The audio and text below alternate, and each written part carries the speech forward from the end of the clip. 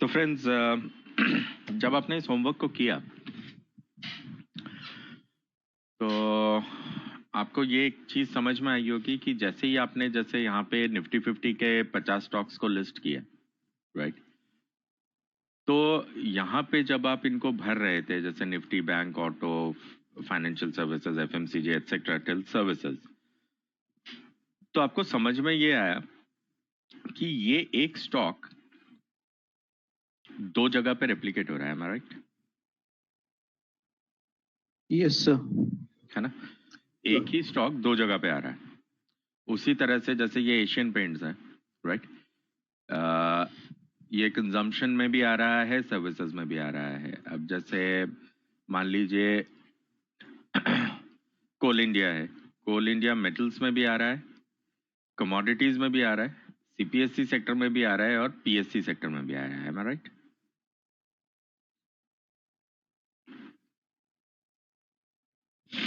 Correct, okay. तो अब हम ये देखने की कोशिश करेंगे, जो आज का आपका होमवर्क भी होगा, कि ये जैसे स्टॉक चार सेक्टर्स में आ रहा है, तो इसमें से सबसे ज्यादा महत्वपूर्ण सेक्टर इसके लिए कौन सा वाला है? समझ पाए आप लोग कि इन चार सेक्टर्स में से सबसे इंपॉर्टेंट सेक्टर कोल इंडिया का कौन सा है? ओके, कि मैं मेटल वाले को ज्यादा मानूं या कमोडिटीज को मानूं या पीएससी को मानूं या सीपीएससी को मानूं? ओके, तो उसको फाइंड करने का तरीका ये होगा आपके लिए कि यहां लाइव मार्केट में जाकर के मान लीजिए जब आपने इंडेक्स पे यहां पे क्लिक किया है, ओके, मान लो कि ये ब्रॉड मार्केट इंडाइसेस में से मान लो मैं निफ्टी 500 पे क्लिक करता हूं, ओके। तो ये लेफ्ट हैंड साइड में आपको दिख रहा है कि इंडाइसेस के अंदर, अबाउट इंडाइसेस के अंदर, ब्रॉड मार्केट इंडाइस के अंदर ये सब कुछ खुल गया है यहाँ पे। Am I right, wrong? Okay. इसी तरह से यहाँ पे आपको सेक्टोरल इंडाइस और थीमेटिक इंडाइस दिख रहा है, राइट? तो जब आपने मान लीजिए कि सेक्टोरल इंडाइस पे क्लिक किया तो यहाँ पे ये खुल गया, यहाँ पे इस तरह से, ओके। अब इस वाली जगह में आपको जैसे auto, bank, financial services, FMCG, IT, media, pharma, private bank, PSU, realty etcetera etcetera दिख रहे हैं, करेक्ट? इसी तरह से अगर हम थीमेटिक इंडेक्स को क्लिक करेंगे तो यहाँ पे आपको commodity, CPSC, energy etcetera etcetera सब दिख रहे हैं, एम आई राइट?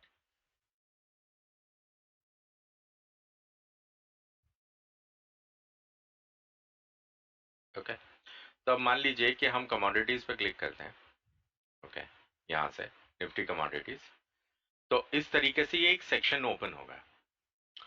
यहाँ पे अब फैक्ट शीट्स नजर आ रही है आपको, एक डाउनलोड फैक्ट शीट्स, मान लो इस पे क्लिक करते हैं। जब हम इसे क्लिक करेंगे तो ये एक पीडीएफ फाइल खुल जाएगी यहाँ पे इस तरीके से। अब यहाँ पे आप देखिए, इस बॉक्स के अंदर आपको रिलायंस और उसका परसेंटेज नजर आ रहा है। इसी तरह से यहाँ पे कोल इंडिया और उसका परसेंटेज है, राइट? कितना परसेंटेज है? 59। ठीक है, 5.59। कौन से सेक्टर में? कमोडिटीज में। ओके, इसी तरह से अब हम इसे बंद करते हैं और इस जगह में आपको ये पीएससी सेक्टर में भी दिखा यहाँ पे, राइट? वापस चलते हैं, इस पीएससी सेक्टर को खोलते हैं और यहाँ पे ये फैक्ट शीट्स आपको नजर आ रही है, इसको ओपन करते हैं। इसको ओपन करने के बाद यहाँ पे भी कोल इंडिया नजर आ रहा है।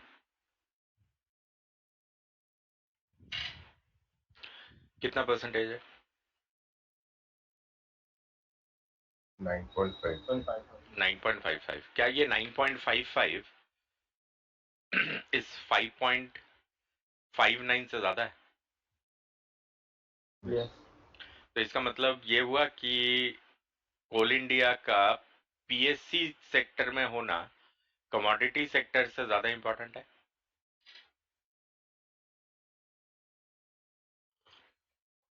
Make sense?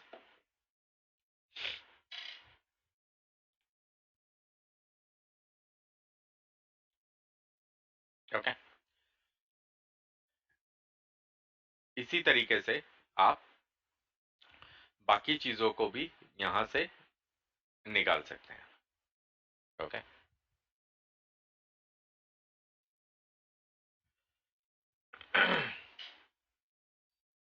अब जैसे मान लीजिए कि बैंक्स के साथ काफी होगा इस एरिया में। जैसे कोई भी बैंक आप देख लो, यहाँ पे एक्सिस बैंक है ना ये, ठीक है। अब ये एक्सिस बैंक निफ्टी बैंक में भी आ रहा है, फिनसर्व में भी आ रहा है, प्राइवेट बैंक में भी आ रहा है और सर्विस में भी आ रहा है। am I right? ठीक है, तो निफ्टी बैंक में अगर हम जाएंगे, निफ्टी बैंक ये वाला है, इसका फैक्ट शीट देखते हैं। तो यहाँ पे अपने को समझ में आएगा कि एक्सिस बैंक 11.56%, राइट? करेक्ट। इसी तरह से जब हम फाइनेंशियल सर्विसेज इंडेक्स में जाएंगे यहां से, तो आपको दिखेगा कि एक्सिस बैंक इज 7.34%। यहाँ पे कितना है? 11.56, और यहाँ पे कितना है? 7.34। तो इन दोनों में से कौन सा ज्यादा इंपॉर्टेंट है एक्सिस बैंक के लिए?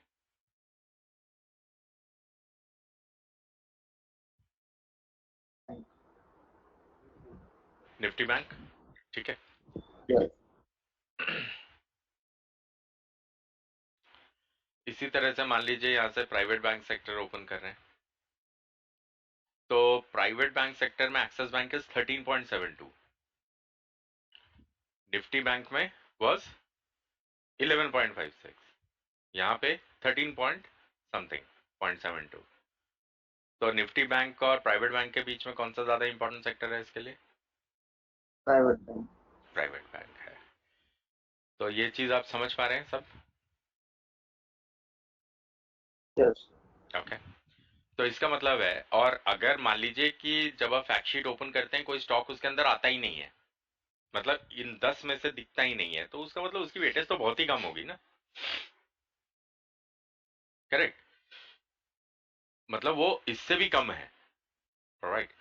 तो इस चीज का आपको ध्यान रखना है। और आप अब क्या कर लेंगे कि जैसे आपने इन 50 स्टॉक्स को बना लिया है ना यहाँ पे, ठीक है, तो जो एरिया आपको, जो इसका जो सेक्टर आपको सबसे ज्यादा इंपॉर्टेंट लग रहा है, वहां पे आप एक कलर इंडिकेशन लगा लेना।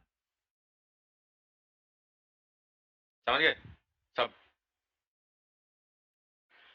तो आपको ये हमेशा ध्यान रहेगा कि ये जो स्टॉक है वो आता तो इन सभी सेक्टर में है, पर उनमें से सबसे ज्यादा वेटेज जो है वो इस वाले सेक्टर के अंदर है।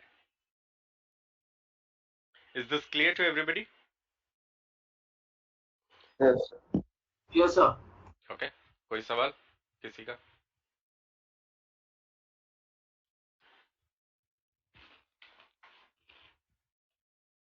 सर गुड मॉर्निंग, ओंकार बोल रहा हूँ। हाँ ओके। सर ये एक ही स्टॉक इतने सारे इंडाइसेस के अंडर क्यों कैटेगराइज्ड है? ये इसलिए कैटेगराइज्ड है कि जब ये थीम्स बनाए गए ना, तो उसके कंपोनेंट्स को डिफाइन किया गया। ठीक है। अब जैसे मान लो कि निफ्टी बैंक का सेक्टोरल इंडेक्स जब बना, तो उसके अंदर बैंक्स को डाला गया, बट साथ ही में फाइनेंशियल सर्विस का भी बना। अब अगर आप निफ्टी बैंक के अंदर देखोगे, यहाँ पे कॉम्पोजिशन देखो आप, ये निफ्टी बैंक है ना। अब इसके अंदर आपको एक भी एनबीएफसी नजर आ रहा है? जैसे बजाज फाइनेंस या इंडिया बुल हाउसिंग फाइनेंस, ये वो हैं जो डिपॉजिट्स लेते हैं, राइट? डिपॉजिट्स भी लेते हैं और लॉकर्स भी देते हैं, और जो बैंकिंग सर्विसेज होती है वो वाला काम करते हैं, राइट? उसी जगह पे जब आप यस सर। फाइनेंशियल सर्विसेज में जाते हो तो यहाँ पे आपको हाउसिंग डेवलपमेंट फाइनेंस कॉर्पोरेशन दिख रहा है, मतलब HDFC लिमिटेड दिख रहा है, बैंक नहीं, लिमिटेड, जो होम लोन देता है, right? Where as Nifty bank के अंदर आपको HDFC दिखा? यहाँ नहीं दिखा ना, फाइनेंशियल सर्विसेज में दिख रहा है। ओके, इस वजह से जब मान लो कोई पॉलिसी आ रही है, अब मान लो RBI की पॉलिसी निकलेगी, ठीक है, अभी अभी निकली ना 6 तारीख को, लास्ट वीक में RBI ने रेट कट किया ना 0.35%, 35 basis point, correct? Yes sir. अब वो सिर्फ बैंकिंग को इंपैक्ट नहीं करेगा, वो NBFCs को भी इंपैक्ट करेगा ना।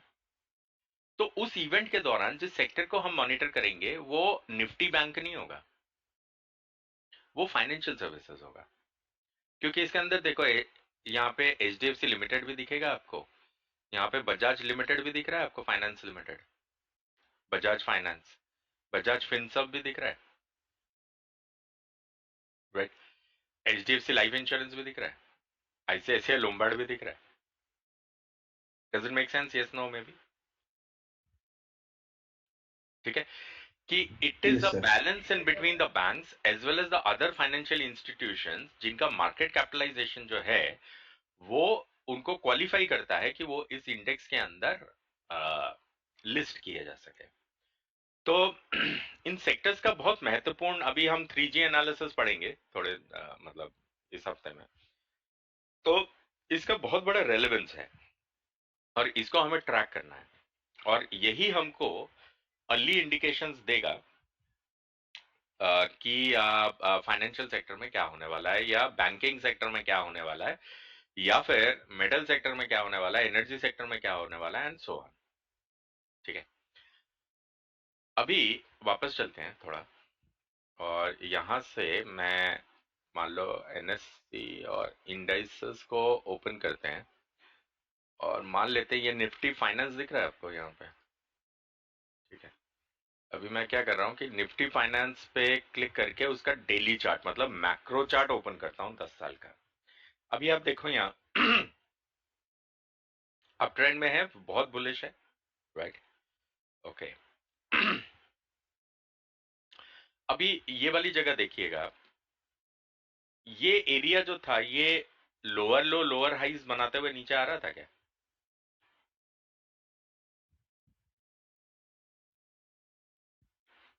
राइट, ये यहां से लोअर लो लोअर हाइज बना रहा था ऐसे करके, ओके, और अचानक से इस वाले दिन पे पलटा,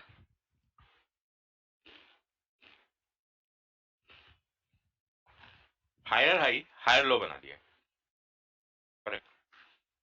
और इसने स्ट्रक्चर को अपसाइड में रखा। अब इसको देखना, ये तारीख कौन सी है?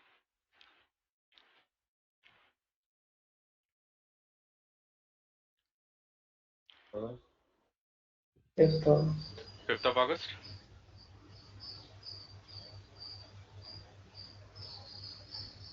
ये तारीख कौन सी है? ये निफ्टी का chart, 5th of August. 5th of August. ये 5 अगस्त है, और ये भी 5 अगस्त है। यहाँ पे 6 अगस्त को higher high higher low formation, यहाँ पे 6 अगस्त को higher high higher low formation हुआ,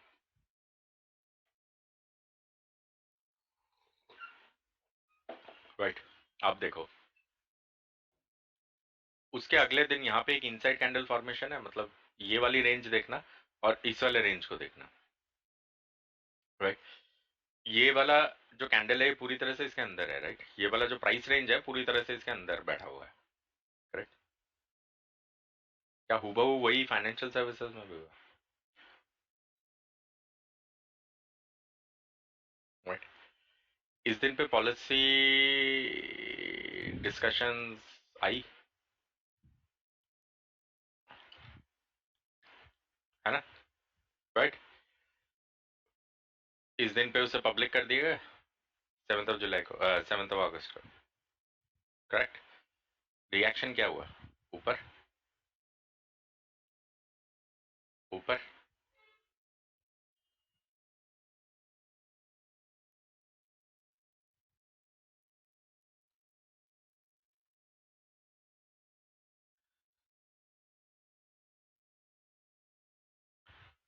ये 5 तारीख है, 6 तारीख ऊपर गया, ऊपर।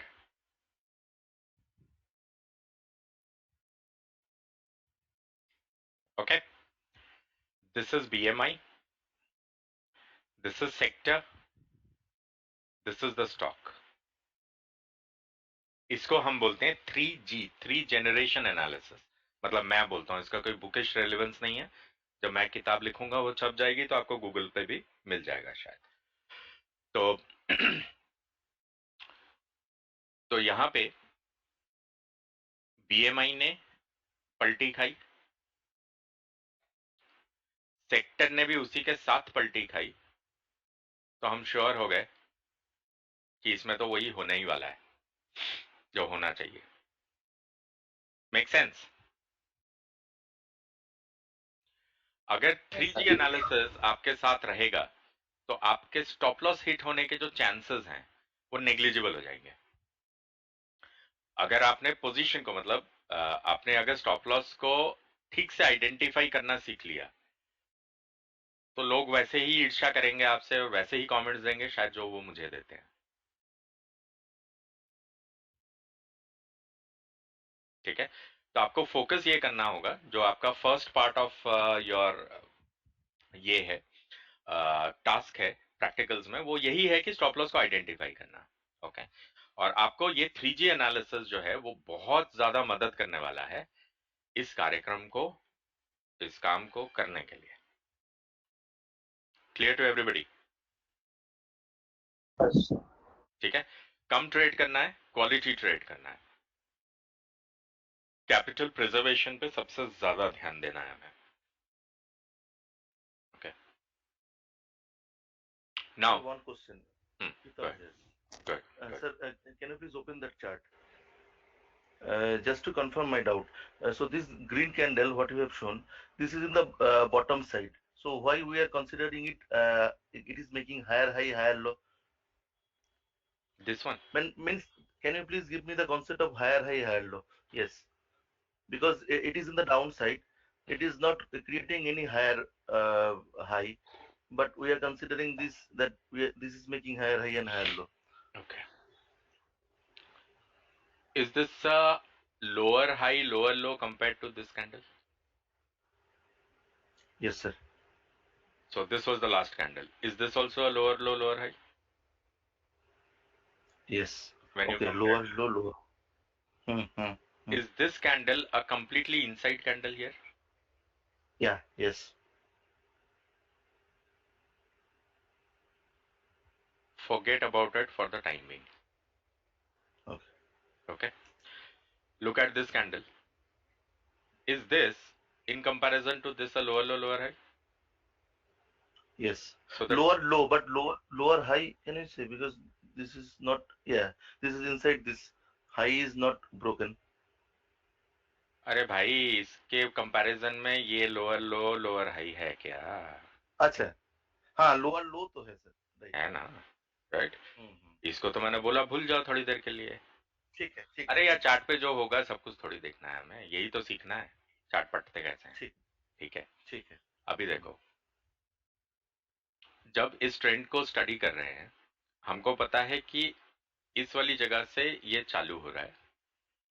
ये वाले कैंडल्स अपने पिछले वाले कैंडल के मुकाबले में लोअर लो लोअर हाइज बना रहे हैं, ये कैंडल नहीं बना रहा है, राइट? राइट, ठीक है, इसका मतलब लास्ट ट्रेंडिंग कैंडल कौन सा था? ये वाला ना। तो अब इसके मुकाबले में यहां जाकर के ट्रेंडिंग शुरू हुई, फिर इसके मुकाबले में ये भी ट्रेंड कर रहा है। ये लोअर लो और हायर हाई बनाया है, तो छोड़ो इसको। ये वाला कैंडल इस वाले कैंडल के मुकाबले में हायर हाई हायर लो है, ठीक है। इसको छोड़ना पड़ेगा क्योंकि ये इसके साथ इनसाइड कैंडल है। ये वाला कैंडल जो है इस वाले कैंडल के साथ लोअर लो लोअर हाई है। Yes. इसको हमें छोड़ना पड़ेगा क्योंकि इनसाइड कैंडल है। इसको भी छोड़ना पड़ेगा क्योंकि ये हाई वॉलेटाइल कैंडल है। ये कैंडल चलेगी क्यों? क्योंकि ये लोअर लो लोअर हाई बनाया है इस वाले लास्ट टिक मार्क वाले कैंडल से।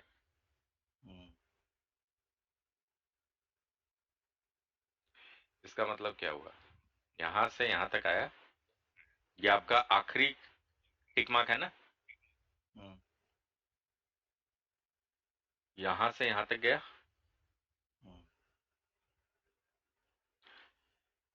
यहां से यहां तक आया, ये आखिरी टिक मार्क है।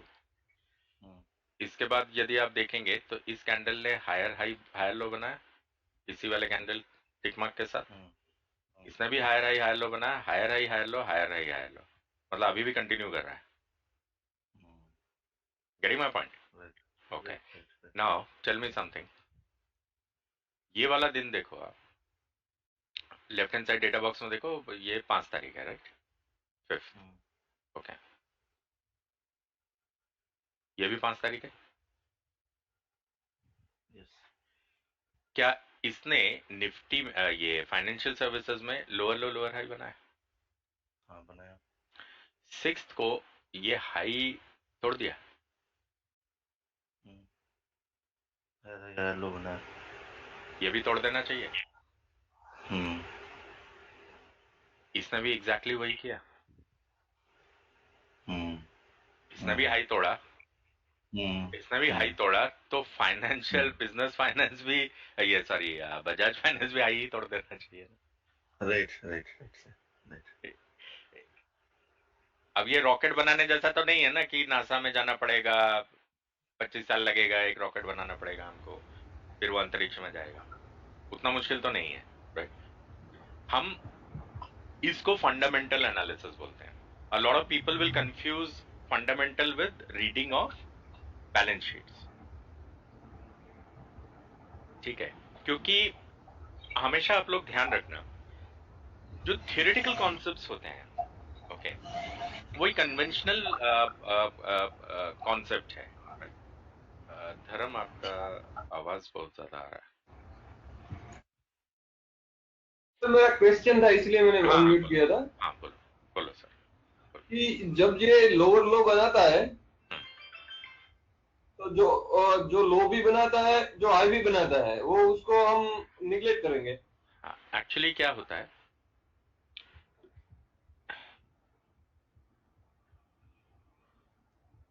जैसे ये वाला कैंडल देख रहे हो, ये वाला हाँ। कैंडल देख रहे हो, ये वाला कैंडल देख रहे हो, राइट?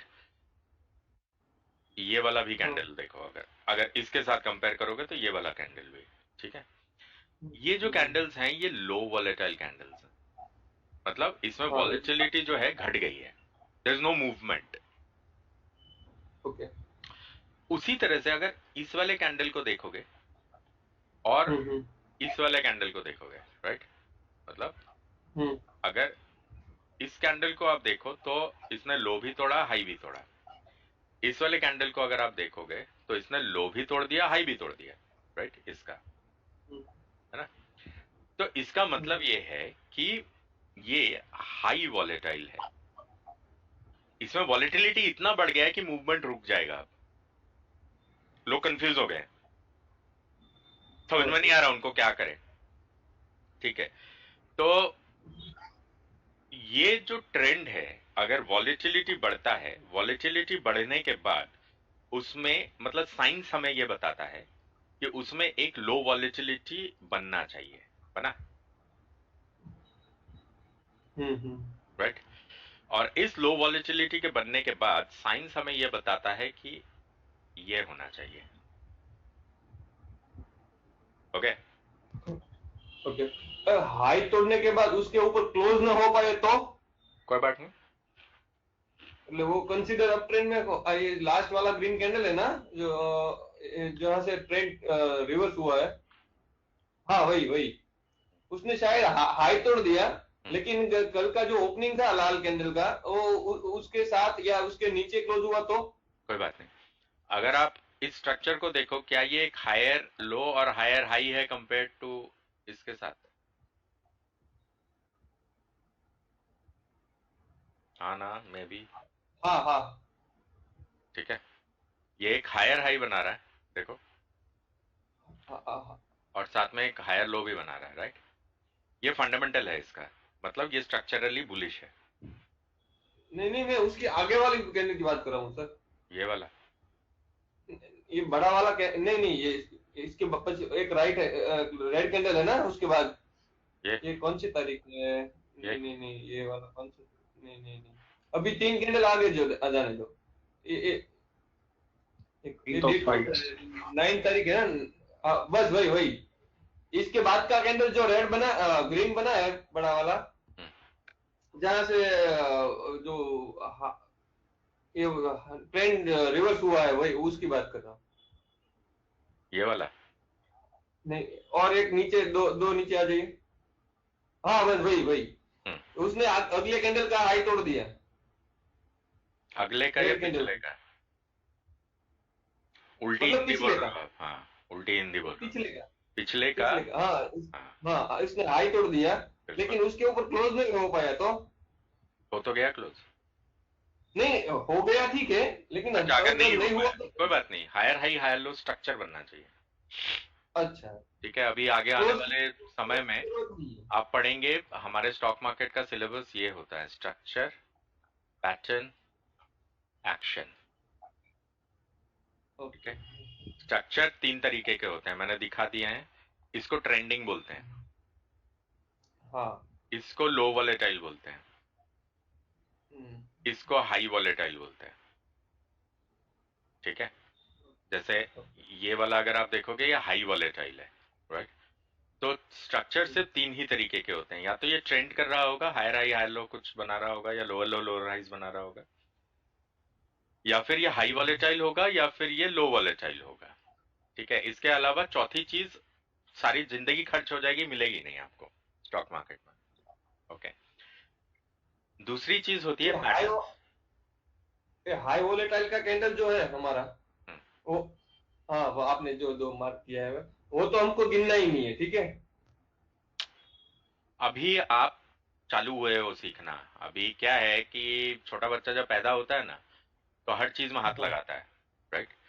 हर चीज में हाथ लगाता है। उसको अगर चाय का कप भी दिख जाएगा ना बगल में, तो उसको लगेगा अरे नई चीज है, पकड़ लेता हूँ उसको, राइट? और जैसे ही वो उसको पकड़ेगा, उसका हाथ में बहुत तेज से गर्म लगेगा। तो उसके जीवन की लर्निंग बन जाएगी उसके लिए कि ऐसी चीज जो दिखे उसको हाथ नहीं लगाना है। ठीक है, तो अभी आपको ये आप सीख रहे हो, अभी यू हैव जस्ट स्टार्टेड। ठीक है, अभी लो वॉलेटाइल और हाई वॉलेटाइल के बारे में बहुत सारे आर्टिफैक्ट्स हैं जो आपको समझने हैं।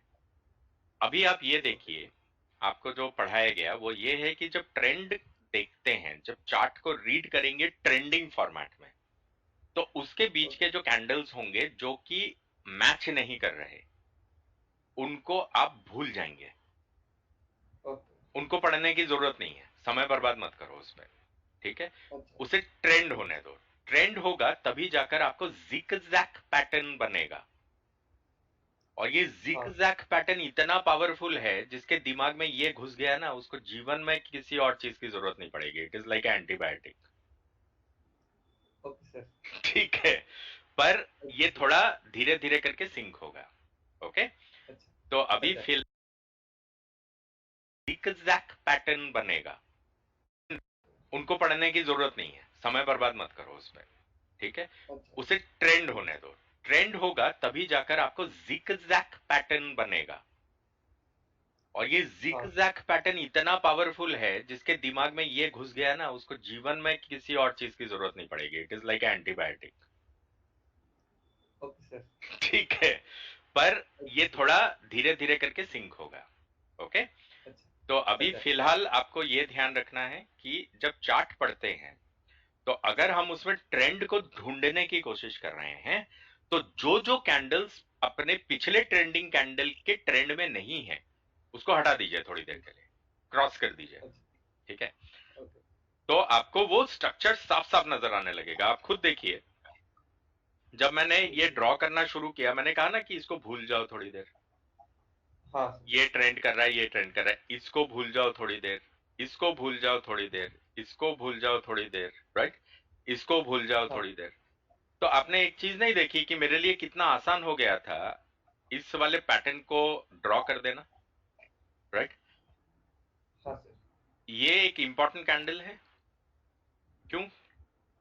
ये जो ऊपर तक गया था यहीं से पलटा था ना नीचे के लिए, हाँ हाँ राइट, सक्सेसफुली ब्रेकआउट। हाँ देख रहे हो ना, इतना आसान है ये सब, ओके। पर सबसे पहले ओके ट्रेनिंग ऑफ आईज, जो टॉपिक नंबर ओके 2 सर। है हमारा, ओके।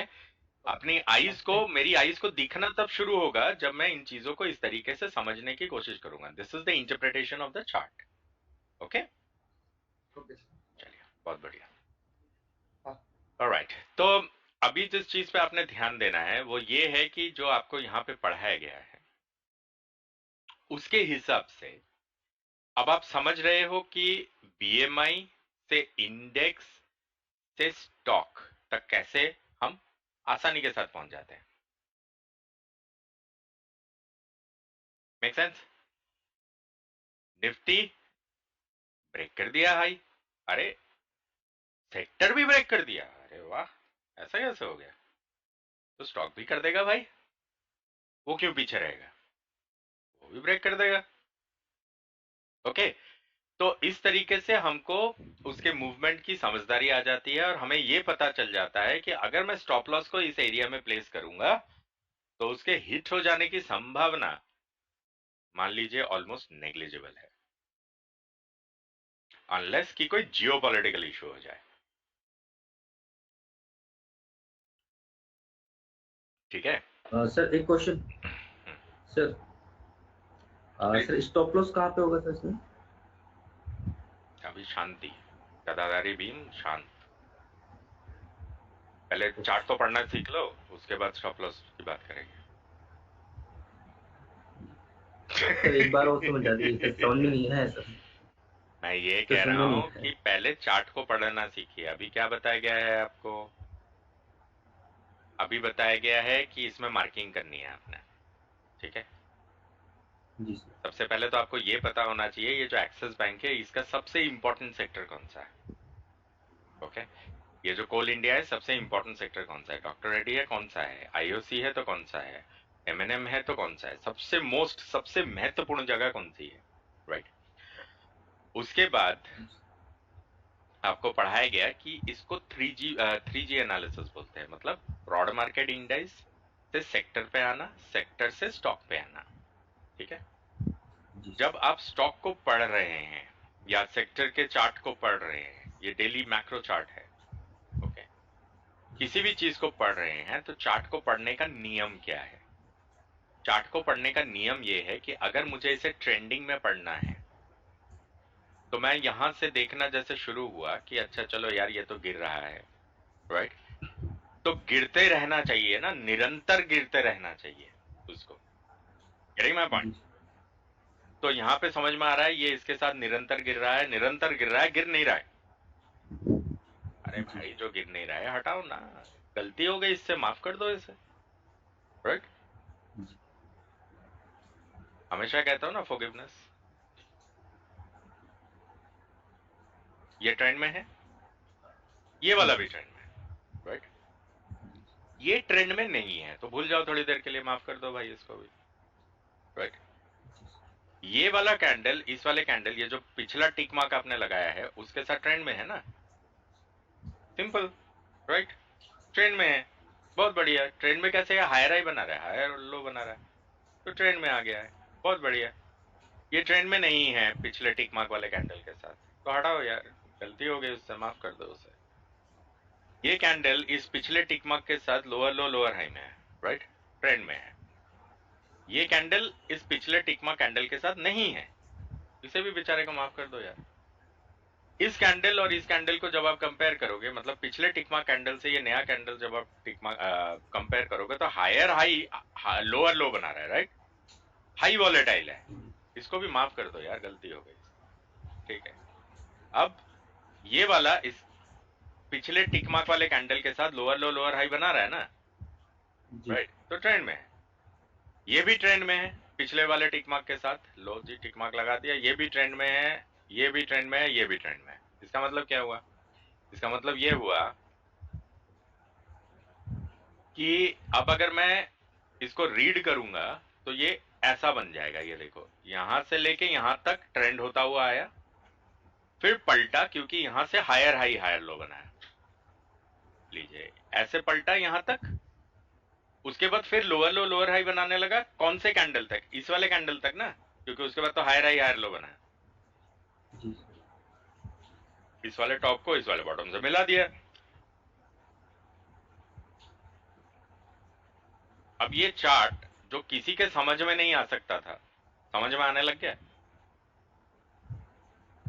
दिखने लग गया कि ये ऐसे गिर के यहाँ टप्पा खाया, टप्पा खा के यहाँ तक उछला, फिर नीचे गिर नहीं पाया और ब्रेकआउट होके ऊपर जाने की कोशिश कर रहा है। ठीक है, और यही हम चाह रहे थे इसमें, क्योंकि यहाँ पे यदि मैं देखूं तो रिजल्ट बेस पे इसको सिलेक्ट किया गया था, और मेरे ख्याल से मैंने ये फ्राइडे को आप लोगों को कुछ बताया भी था शायद इसमें, कि हमारी जो एक्सपेक्टेशन थी इससे वो यही थी कि यही होना चाहिए, वही हो गया। तो क्या मार्केट ने आपको सही साबित कर दिया? हाँ ना? जी ठीक है, हम हमेशा हाइपोथेसिस बनाते हैं, मतलब हम एक अनुमान लगाएंगे, राइट? जब आप बायोलॉजी के प्रैक्टिकल्स करते थे कॉलेज में, राइट मनोज, आप जी जी बायोलॉजी, आप मेडिकल साइड से हो ना, राइट? जी सर हाँ, तो जब आप बायोलॉजी के ये करते थे प्रैक्टिकल्स, जब आपको मिलते थे तो कुछ होते थे जो डिस्कवरी के होते थे प्रैक्टिकल्स, राइट? डिस्कवरी जी का मतलब कि इसका अंतड़ी कौन से रंग का होता है, मतलब ठीक है, मेंढक का, जी चूहे का, जो भी है, उसका दिल कितनी बार धड़कता है, राइट? जी सर तो कुछ तो डिस्कवरी वाले होते थे आपके एक्सपेरिमेंट्स, और कुछ होते थे जिनमें आपको वेरीफाई करना होता था, राइट? जी वेरीफाई करने वाले जो एक्सपेरिमेंट्स होते थे वो कुछ इस ढंग के होते थे कि क्या बिल्ली ये मेंढक के 4 हाथ होते हैं, क्या चूहे की 2 पूंछ होती है, मतलब इसी को वेरिफिकेशन वाला एक्सपेरिमेंट बोलेंगे ना, राइट? कि you are trying to verify कि क्या हार्ट लेफ्ट साइड टिल्टेड होता है, क्या उसमें 3 आर्टरीज होती हैं सच में ह्यूमन बीइंग की। जब आप आगे बढ़े और आपने प्रैक्टिकल्स किए तो आपको वेरिफिकेशन के प्रैक्टिकल्स भी दिए गए ना वहां पे, जिसमें आपको ये वेरीफाई करना था कि जो स्टेटमेंट आपके सामने रखी गई है वो करेक्ट है या इनकरेक्ट है, सही है या गलत है। तो आपने वहां ढूंढा, आपने देखा हाँ यार हार्ट से तो 3 आर्टरीज जुड़ी हुई हैं, ठीक है, तो आपने बोला हाँ, ओके। तो ये वेरिफिकेशन एक्सपेरिमेंट्स हैं। वेरिफिकेशन एक्सपेरिमेंट्स का मतलब कि सबसे पहले आप फंडामेंटल को साथ में लेंगे। फंडामेंटल एरिया में जब ये आया, देखिए अब मैंने थोड़ी बोला था ऐसे कर लो, ये तो पिछले 10 साल से हो रहा है, ये तो साइंस है। अब कोई बोलेगा कि भैया इंसान के दिल नहीं होता, तो उससे बड़ा मूर्ख कोई हो सकता है क्या, जी राइट? सर क्योंकि नियम वही है, that is the fundamental thing, ठीक है। हाँ, अब उस दिल को धड़कते हुए रखना है, 40 साल पहले एवरेज होता था, 60 साल पे ले गए, अब 80 साल, 100 साल, 150, 500 साल पे ले जाना है, वो एक साइंटिफिक चीज है, ओके। पर फंडामेंटल क्या है कि yes, every human being will have 1 heart, 1 brain, 2 eyes, 1 nose, whatever vital organs, ठीक है। तो अब कोई उसी को चैलेंज करे कि नहीं भाई तो हार्ट तो है ही नहीं, तो उससे बड़ा मूर्ख कौन है? कोई नहीं, राइट? तो हम सबसे पहले फंडामेंटल को उठा लेते हैं। हम कहते हैं कि हर स्टॉक की 2 आंखें हैं, फॉर एग्जांपल, राइट?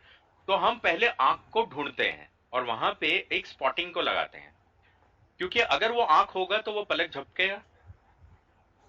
हमको जी ये फंडामेंटल पता है ना कि वो पलक झपकेगा। अब यहाँ पे पलक झपकी तो हमें समझ में आया कि हाँ, आंख की जो लोकेशन हमने स्पॉट करी है वो सही है। अब ये अगर स्पॉटिंग मेरी सही है तो ठीक आंख के ऊपर उसकी आईब्रोज होगी ना, जी ठीक है। तो अगर मुझे उस आईब्रोज में इंटरेस्ट है तो मैं बस आंख के झपकने से वेरीफाई करके उस आंख के ऊपरी पोजीशन पे अपने काम को कर सकता हूं। I can very well do it, है ना। कई बार हम जब विदेशों में जाते हैं और उनके जूस को विजिट करते हैं तो वहां पे हमें ऐसे जानवर देखने को मिलते हैं जो हमने जीवन में कभी नहीं देखे, ना हमने किताब में पढ़े और ना ही कभी टेलीविजन पे देखे। ऐसे बहुत सारे जानवर हैं, राइट।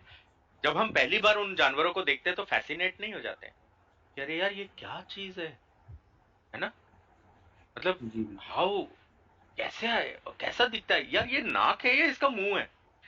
अब जैसे जब डॉग्स में ये वो जो पग्स आए, पग PUG, राइट, तो वो जो पग्स आए तो pugs was something new, right, क्योंकि उनको तो ब्रीड करके बनाया गया है।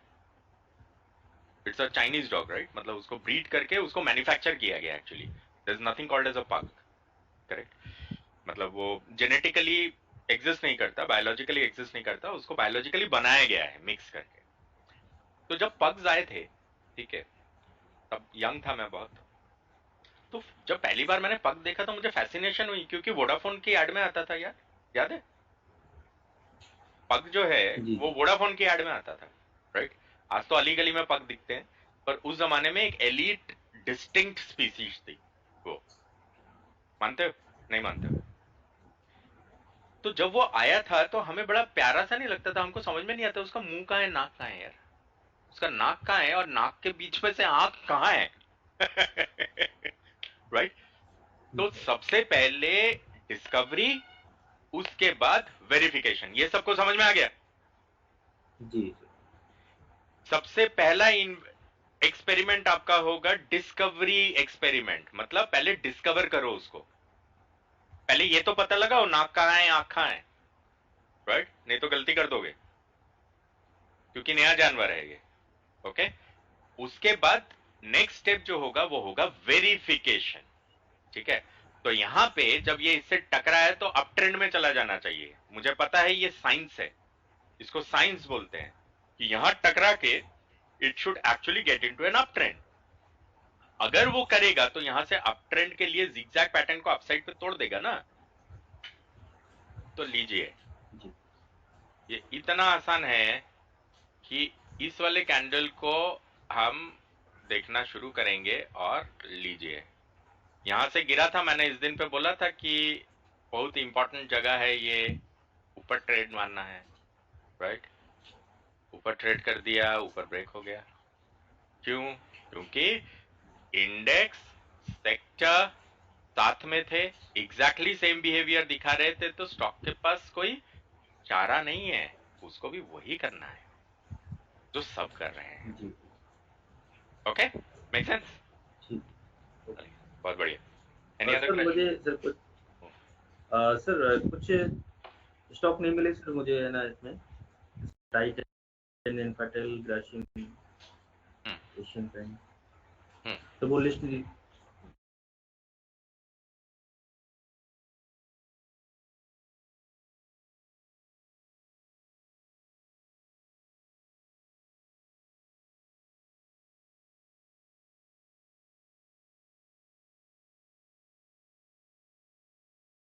वो क्या? सर निफ्टी के जो स्टॉक थे उसमें ना कुछ ये सेक्टर वाइज मुझे कुछ मिले नहीं है सर। मिले नहीं? जी सर, जैसे टाइटन नहीं मिला सर मुझे सेक्टर में। इनको कैसे मिल गया भाई? ढूंढिए, है तो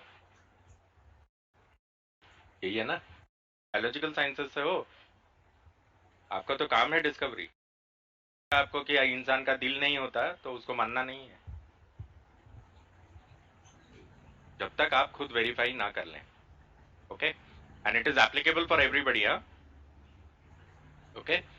कभी भी आपको कान का सुना हुआ विश्वास नहीं करना है, आप कान से सुनिए पर आंखों से भी हमको वही दिखना पड़ेगा। अगर आंखों से नहीं दिख रहा है हमको तो हम वो काम नहीं करेंगे, क्योंकि कानों से हम डिस्कवर करते हैं और आंखों से हम वेरीफाई करते हैं। Is this clear? ठीक है, अभी जैसे हेविली न्यूज में है Reliance over the weekend, right, बहुत ज्यादा न्यूज में है, करेक्ट, बहुत ज्यादा न्यूज में चल रहा है, सैटरडे संडे मतलब परेशान कर दिया सबने, रिलायंस रिलायंस रिलायंस, करेक्ट। अभी वो कान से सुना है तो डिस्कवर हुआ है, बस वेरीफाई थोड़ी हुआ है, वेरीफाई तब होगा जब आंखों से भी वही दिखेगा। Got it?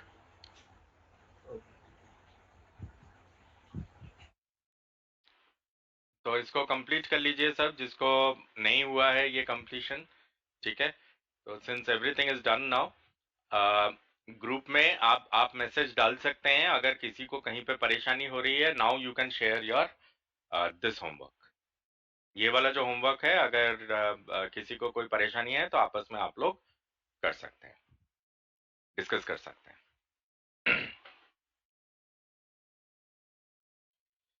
चलिए, बहुत बढ़िया है। तो आज के होमवर्क में आपको ये वाला मार्किंग सब करके रखना है, ठीक है, कि कौन सा वाला सेक्टर ज्यादा इंपॉर्टेंट है। Alright, very good. Now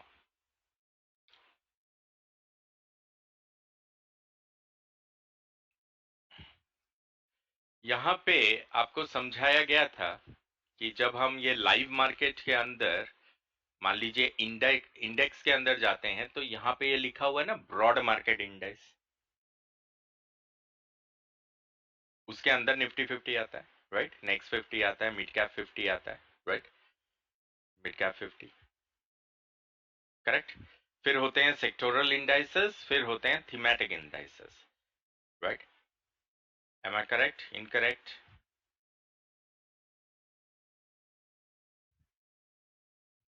okay. और इन रिस्पेक्टिव सेक्टर्स के अंदर आपको देखने को मिलेंगे स्टॉक्स, राइट। तो हमेशा आपको इस तरीके से टॉप टू बॉटम को समझ के रखना है। वो ये होता है कि 3 generation,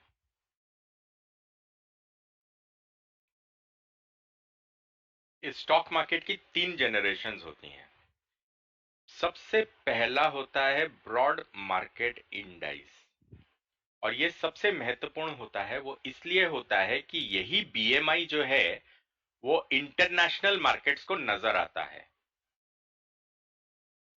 I am not sure always कि उनको बजाज फाइनेंस का भाव नजर आ रहा है या नहीं, पर उनको निफ्टी इंडेक्स का भाव क्या चल रहा है वो जरूर नजर आ रहा है। Correct?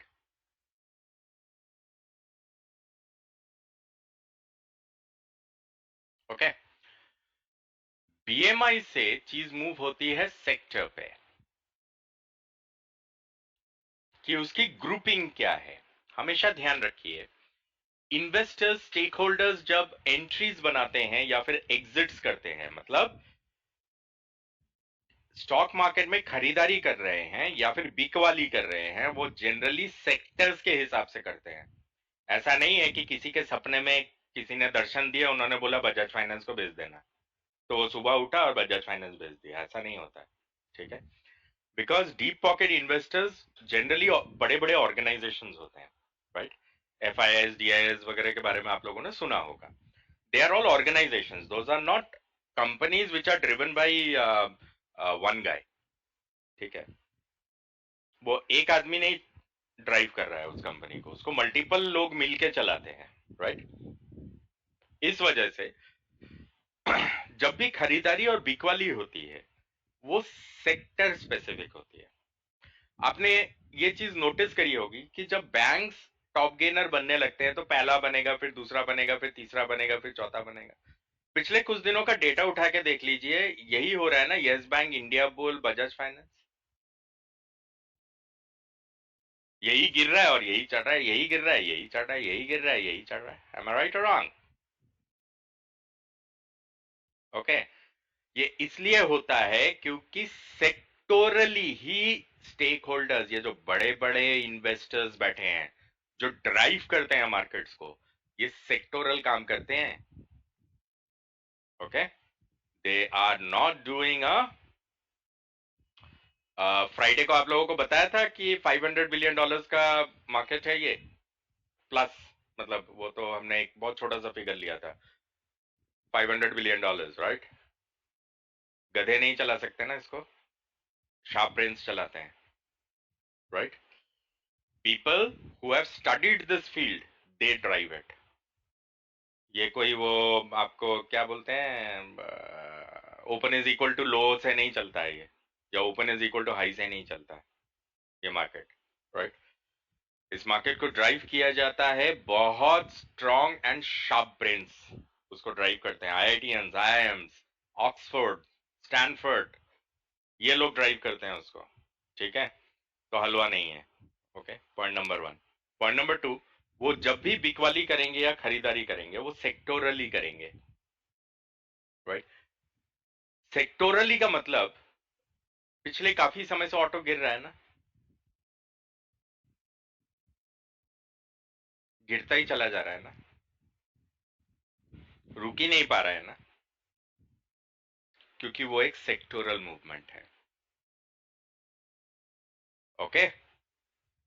Auto as a sector is down. कोई भी है ऐसा कि मतलब वो चरम सीमा मतलब अपने लाइफ टाइम हाइस पे ट्रेड हो रहा है? कोई स्टॉक देखा है अभी जो लाइफ टाइम हाइस पे ट्रेड हो रहा है और सेक्टर डाउन है पूरा? ऐसा नहीं होता है ना, कॉमन सेंस है ना ये सब। नासा में जाके चंद्रयान बनाने की कोई जरूरत नहीं है, राइट। सिर्फ अपने कॉमन सेंस को अप्लाई करना है, ओके। हमेशा स्टेक होल्डर्स सेक्टोरली बाई और सेल करेंगे। बाई सेल करने का मतलब एग्जिट करेंगे, तो वो किसी सेक्टर से एग्जिट करके किसी दूसरे सेक्टर में हो सकता है एंटर कर जाएंगे, ओके। पर ये सब काम होगा सेक्टोरली। पहला इंडिकेशन जो आपको देगा कुछ भी, वो देगा सेक्टर, गॉट इट। कि यदि उनको बैंक्स खरीदने हैं, एक एक करके बैंक्स डांस करना शुरू करेंगे और टॉप गेनर्स बनना शुरू हो जाएंगे। इतना साधारण, इतना सिंपल सिस्टम है इस मार्केट का, ओके। हमको बस अपनी कॉमन सेंस का इस्तेमाल करके वहां पे जिगजैग पैटर्न्स जैसे टूल्स का इस्तेमाल करके ये आइडेंटिफाई करना है कि अब अगला बैंक कौन सा होने वाला है जिसमें एंट्री होगी, राइट। या अगला मेटल मेटल का स्टॉक कौन सा होने वाला है जो गिरने वाला है, या अगला ऑटो का स्टॉक कौन सा होने वाला है जो गिरने वाला है। समझ में आ रहा है या सब कंफ्यूज हुए पड़े हैं एकदम? यस नो में भी यस सर, आ रहा है। हाँ, समझ में आ रहा है सर। ओके। तो इस वजह से जो दूसरे नंबर पे चीज आएगी वो आएगी सेक्टर। उसके अंदर से आपको ढूंढना है या पकड़ना है आपका स्टॉक। तो आज से और अभी से अपनी भाषा को बदलिए, अपनी भाषा के अंदर इन चीजों को लेके आइए जो मेरे ख्याल से अभी तक मिसिंग है। M I right? मिसिंग है ये। हम एकदम सीधा कूद करके मतलब करोड़पति हो जाना चाहते हैं, हमको स्टॉक चाहिए ऐसा जो मतलब हमें रॉकेट बना करके चांद पे पहुंचा दे, राइट। उससे पहले हमें कोई परवाह नहीं होती कि सेक्टर देखें, बीएमआई देखें, है ना। तो ये ट्रेडर की विडंबना है, ओके। पर आप लोग प्रोफेशनल ट्रेडर्स हैं, आपके अंदर कोई एक्साइटमेंट नहीं है, right.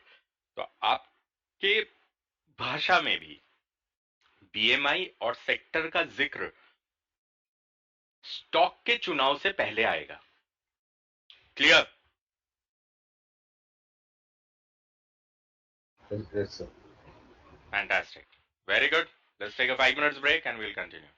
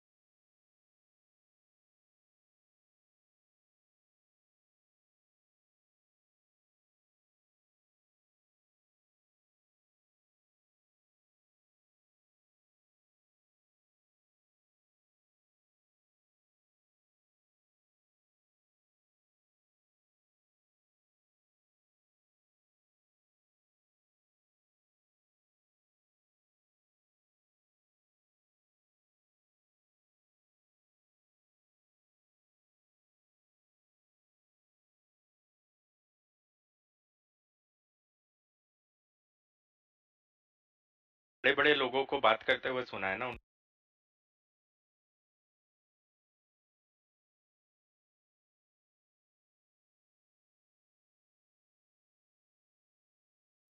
Alright friends, I am back. आ गए आप लोग?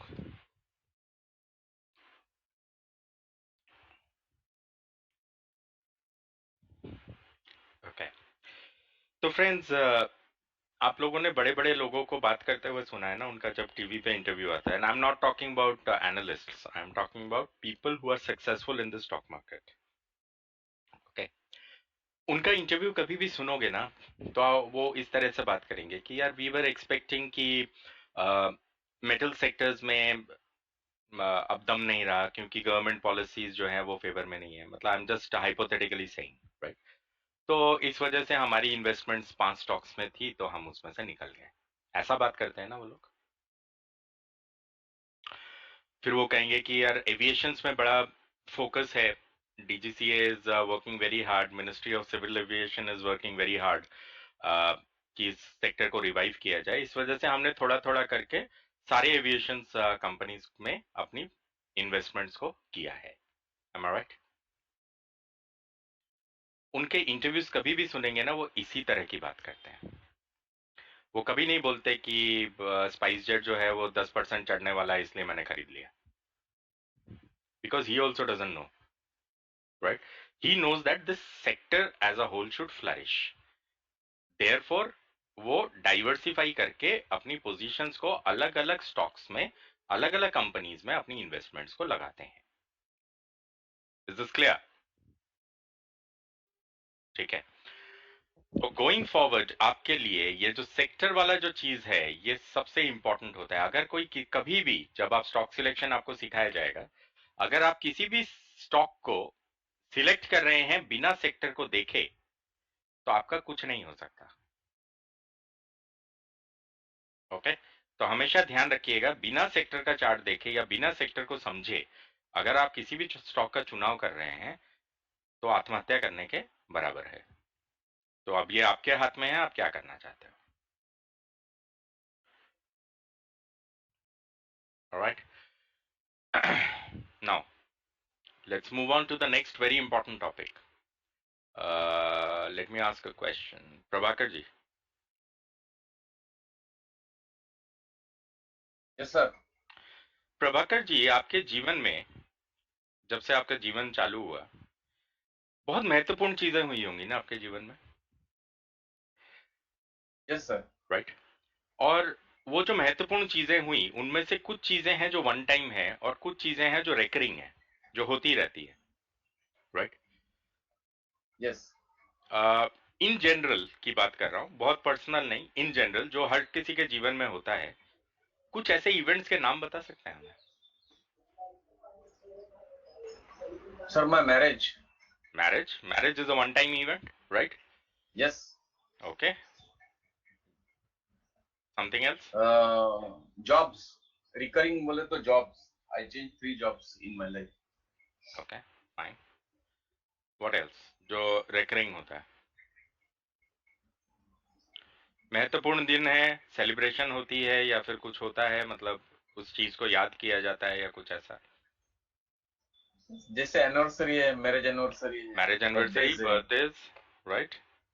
ये सब रेकरिंग है ना? आपके यस बच्चों का सर। बर्थडे, आपके वाइफ यस का sir. Birthday, right? Yes sir. इस तरह के हमारे जीवन में कई सारे रेकरिंग इवेंट्स होते हैं ना, जो हर साल होने ही होने हैं। हमको पता होता है कि इस तारीख को ही होंगे। ऐसा तो हो नहीं राइट सकता सर। कि इस साल में बर्थडे इस दिन है, अगले साल में किसी और दिन है, अनलेस कि हम किसी और कैलेंडर का इस्तेमाल कर रहे हैं। ऐसा नहीं होता सर। नहीं होता ना, राइट? उसी तरह से वन टाइम इवेंट्स होते हैं। वन टाइम इवेंट्स होते हैं जैसे हमारा मैरिज होना, राइट? हमारा बेबी का पैदा होना, वो वन टाइम इवेंट है। वो यस। हर साल तो पैदा नहीं होगा ना, बर्थडे आएगा पर हर साल तो पैदा नहीं होगा या नहीं होगी, राइट? तो ये वन टाइम इवेंट्स हैं। अब इसको स्टॉक मार्केट के साथ समझने की कोशिश करते हैं। Brexit, is it a recurring yes event? Sir. No, sir. No sir. It's a one time event, right? Demonetization, is it a recurring event? No, sir. No. Okay. RBI policy review, Recurring, sir. recurring. We all know कि फलाना तारीख को होगा, right? उसी तरह से हर company का quarterly result निकलना, Recurring. किसी कंपनी का आईपीओ होना, One time. किसी स्टॉक में स्प्लिट आना।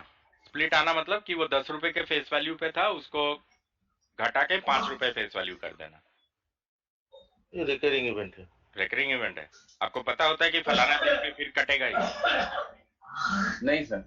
फिर कैसे रिकरिंग होता है? रिकरिंग का मतलब है जिसके बारे में आप जानते हैं। मैंने कैसे आपके जीवन से उदाहरण उठाया, birthday, anniversary. Who is this यार? ओके। रिकरिंग इवेंट जो है वो आपके जीवन से मैंने जो उदाहरण उठाए वो ये उठाया ना, बर्थडे, राइट? आपका बर्थडे है, आपका एनिवर्सरी है, राइट? बच्चे का बर्थडे है, वो आपको पहले पता होता है ना फलाना तारीख को ही होगा, वो रिकरिंग हुआ ना। उसी तरह से जब मान लीजिए कि किसी कंपनी का रिजल्ट डिक्लेयर होना है, आपको पहले मालूम नहीं होता है कि फलाना दिन पे होगा, कि आज उसका रिजल्ट है या अगले हफ्ते में उसका रिजल्ट है, मालूम होता है, राइट? तो ये सब रिकरिंग है। पर क्या आपको मालूम था कि डिमोनेटाइजेशन होने वाला है? यस नो में भी आपको नहीं था। क्या आपको मालूम है कि अगला डिमोनेटाइजेशन कब होगा? जी नहीं। नहीं मालूम, करेक्ट? तो इसका मतलब क्या है कि these are one time events. तो इवेंट्स हमेशा स्टॉक के, मार्केट के और स्टॉक के और सेक्टर के जीवन में दो तरीके से आते हैं। एक जो कि फिक्स्ड होता है, जो कि रेकरिंग होता है, कि इसको होना ही होना है। जैसे ऑटो का नंबर हर महीने की पहली तारीख को आना ही आना है ना? तो ये एक रेकरिंग इवेंट है। उसी तरह से हर कंपनी का फाइनेंशियल रिजल्ट हर क्वार्टर के बाद निकलना ही निकलना है, वो एक रेकरिंग इवेंट है। हर वेंसडे या फिर थर्सडे को क्रूड ऑयल की इन्वेंट्री का पब्लिक होना तय है, ये सबको मालूम होता है पहले से, तो वो एक रेकरिंग इवेंट है। पर इस टाइप के इवेंट्स होना, जैसे कि सर्जिकल स्ट्राइक, जैसे कि डिमोनेटाइजेशन, जैसे कि ब्रेक्सिट, ये अननोन है। क्या लोकसभा इलेक्शन हमको मालूम होता है, इज इट रेकरिंग और one time event? It's recurring every 5 years it takes. ठीक है। अब मुझे ये बताइए कि बर्थडे है मेरी बेटी का, right? It's a recurring event. क्या करेंगे हम बर्थडे पे? सेलिब्रेशन ना। जो पिछले 15 साल से होता आया Yes, sir. है वही आगे भी होगा ना। ऐसा तो नहीं हो सकता कुछ डिफरेंट होने वाला है। Getting my point? उसी तरह से जो फिक्स्ड इवेंट्स होते हैं उनमें स्टॉक्स की मूवमेंट भी फिक्स्ड होती है। समझ में आ रहा है? Yes, sir. ठीक है। तो ये जो रेकरिंग इवेंट्स होते हैं ये एक बहुत ही महत्वपूर्ण इवेंट है स्टॉक्स के लाइफ में, सेक्टर के लाइफ में, बीएमआई के लाइफ में। कुछ एज अ होल बीएमआई को इंपैक्ट करेंगे, जैसे कि बजट का पढ़ा जाना, जैसे कि इलेक्शन रिजल्ट्स का पब्लिक होना। इस तरह के जो इवेंट है वो ओवरऑल मार्केट सेंटिमेंट्स को इंपैक्ट करेंगे। जबकि टाटा स्टील का रिजल्ट डिक्लेयर होना वो मेटल सेक्टर को और स्पेसिफिकली उस स्टॉक को इंपैक्ट करेगा। Am I making sense to you all? Yes, sir. ठीक है। तो इस वजह से हमेशा आपको ध्यान रखना है कि ये जो इवेंट्स होते हैं इन्हीं को ट्रिगर्स बोला जाता है। कभी सुना है लोगों को टीवी पे बोलते हुए ट्रिगर्स, कि यार कोई ट्रिगर नहीं है इसलिए मार्केट जो है साइडवेज हो गई है, राइट? तो मार्केट का जो ओवरऑल मूवमेंट होता है वो इन इवेंट से ड्राइव होता है। और ये जो इवेंट्स हैं ये दो किस्म के होते हैं, एक वन टाइम नेचर वाले होते हैं जिनको आप प्रिडिक्ट नहीं कर सकते, और दूसरे रेकरिंग वाले होते हैं जो जिसको कि आप प्रिडिक्ट कर सकते हो। इस वजह से ये जो रेकरिंग वाले इवेंट्स होते हैं, ठीक है, रिकरिंग वाले इवेंट्स जो होते हैं, ये इवेंट्स आपके ट्रेडिंग को भी इन्फ्लुएंस करेंगे। समझ गए सब?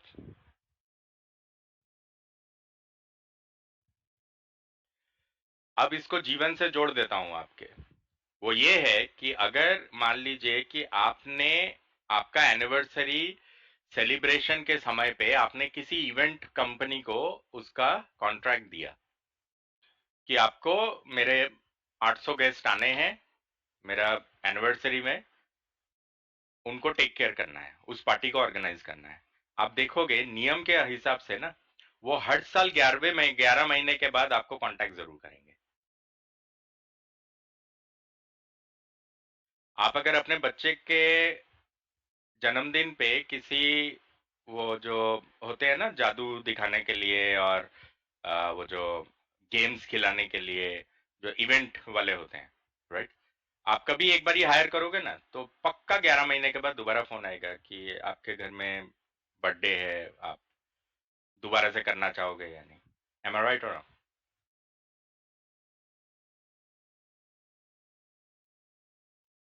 ठीक है, अगर किसी फोटोग्राफर को बुलाया था वो भी कांटेक्ट करेगा कि इवेंट हो रहा है तो मैं आ जाऊं फोटो खींचने के लिए, क्योंकि ये दुनिया ऐसे ही चलती है। स्टॉक मार्केट कुछ अलग नहीं है। ठीक है, इसको बस आपके जीवन से जोड़ने की कोशिश कर रहा हूं मैं, जिससे कि आपके ब्लड में घुल जाए। ओके, वही होता है यहां पे जो सदियों से होता चला आ रहा है। करेक्ट? इस वजह से रेकरिंग इवेंट्स का एक बहुत ही महत्वपूर्ण स्थान होगा आपके ट्रेडिंग प्रैक्टिस के अंदर। दूसरी चीज, मान लीजिए कि पिछली बार आपने जब अपने बच्चे का बर्थडे मनाया, आपने कोई मिठाई कोई स्पेसिफिक जगह से आपने ऑर्डर करा, उस मिठाई को खा करके जितने भी गेस्ट आए थे उन्होंने वाह वाही लुटा दी, मतलब they were very happy with that. आप कोशिश नहीं करोगे कि अगले बर्थडे में भी लेके आए हो? आया ना? राइट, कि आपके गेस्ट ने इतना तारीफ किया कि अरे यार वाह बहुत बढ़िया, राइट, हमने नहीं खाया कभी इतना, मतलब बेहतरीन एकदम। तो you will always try कि every event you will try to get something or the other from that shop, right? You become loyal to that product. Yes or no? हम में से बहुत लोग हैं जो इस बात को एग्री करेंगे कि यदि आपके मेहमानों ने किसी स्पेसिफिक दुकान के समोसे का तारीफ कर दिया तो आपके जीवन में उस समोसे की दुकान का एक बहुत ही महत्वपूर्ण स्थान बन जाता है। और आपके घर में जब भी कोई इंपॉर्टेंट इवेंट होगा और अगर समोसे लाने की नौबत आई तो आप हमेशा वहीं से लाओगे। मेक सेंस और नॉट? है ना? इसी तरह से जिस स्टॉक की मूवमेंट को आप सबसे बेहतर समझते हैं और जो स्टॉक आपके वर्किंग स्टाइल के हिसाब से आपको सबसे ज्यादा रिटर्न या रिवॉर्ड करता है, उनका भी स्थान आपके जीवन में बहुत ही महत्वपूर्ण हो जाता है। वो उस समोसे वाले की तरह है कि उसको चाहे पता हो चाहे ना पता हो, पर आपको पता है कि उसी के दुकान का समोसा आपको लेके आना है उस इवेंट के दौरान, जो भी इवेंट हो रहा है। ठीक है, तो बजाज फाइनेंस को या फिर बाटा इंडिया को या क्या बोलते हैं आपका टीसीएस को, चाहे मालूम हो ना हो, पर आपको ये मालूम होता है कि महत्वपूर्ण इवेंट होने वाला है, इसमें अगर ट्रेड करेंगे तो हम सबसे ज्यादा रिवॉर्ड हमको मिल सकता है। Make sense all of you? तो you will always try to be loyal to the stocks, उसको आप ट्रेड करने की कोशिश करोगे। इवन समझ में आए?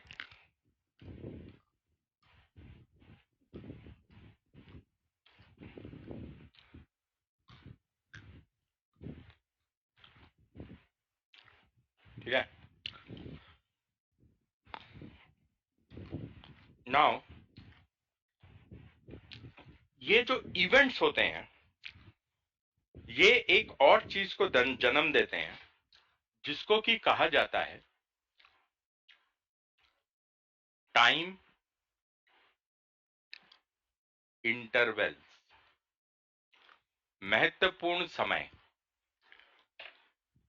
ओके, अभी तक हमने जो बात करी वो बात करी इवेंट्स की, जैसे बर्थडेज, एनिवर्सरीज, एटसेट्रा एटसेट्रा। किसी को सुना है कि एनिवर्सरी का पार्टी जो है वो सुबह 5 बजे है?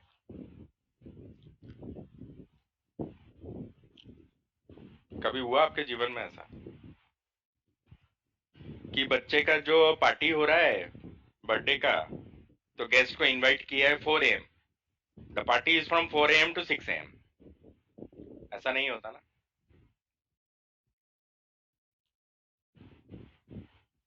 राइट? वो एक इंपॉर्टेंट टाइम इंटरवल पे रखा जाता है ना। बच्चे का पार्टी है 4 PM to 8 PM। Make sense? तो इस तरह के बहुत सारे टाइम इंटरवल्स होते हैं जो स्टॉक के जीवन में भी इंपॉर्टेंस रखते हैं। ओके, जैसे कि हर हफ्ते संडे का आना। अब कईयों की दिनचर्या होती है ना कि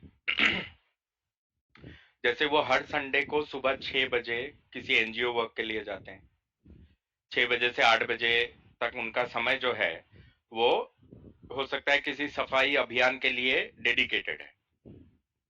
होते हैं ना ऐसे लोग, राइट?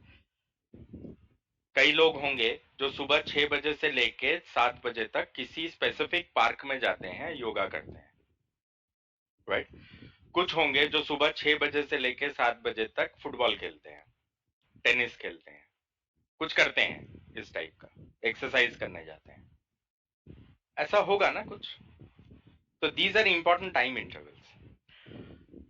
कुछ लोग हैं जो कि किसी हफ्ते के एक दिन पे उपवास रखते हैं। होता है कि ये मेरा फास्टिंग डे है, इस दिन मैं कुछ खाता नहीं हूं, राइट? तो एक नियम है, एक इंपॉर्टेंट टाइम इंटरवल है। ओके, उसका कोई खास शायद उसके जीवन का वो ना हो, कोई इंपॉर्टेंट डे ना हो, जैसे कि बच्चे का बर्थडे होना, उसका खुद का एनिवर्सरी होना, वेडिंग एनिवर्सरी होना, या उसका खुद का बर्थडे होना। जरूरी नहीं है, क्योंकि हर हफ्ते तो नहीं हो सकता ना ये काम, राइट?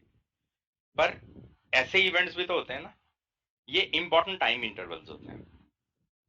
ओके, ये जो इंपॉर्टेंट टाइम इंटरवल्स हैं ये स्टॉक के जीवन के अंदर कुछ इस तरीके के होते हैं। सबसे छोटा इंटरवल होता है डेली, उसके बाद आता है वीकली, उसके बाद आता है मंथली, उसके बाद आता है फिस्कल क्वार्टर। फिस्कल क्वार्टर क्या होता है?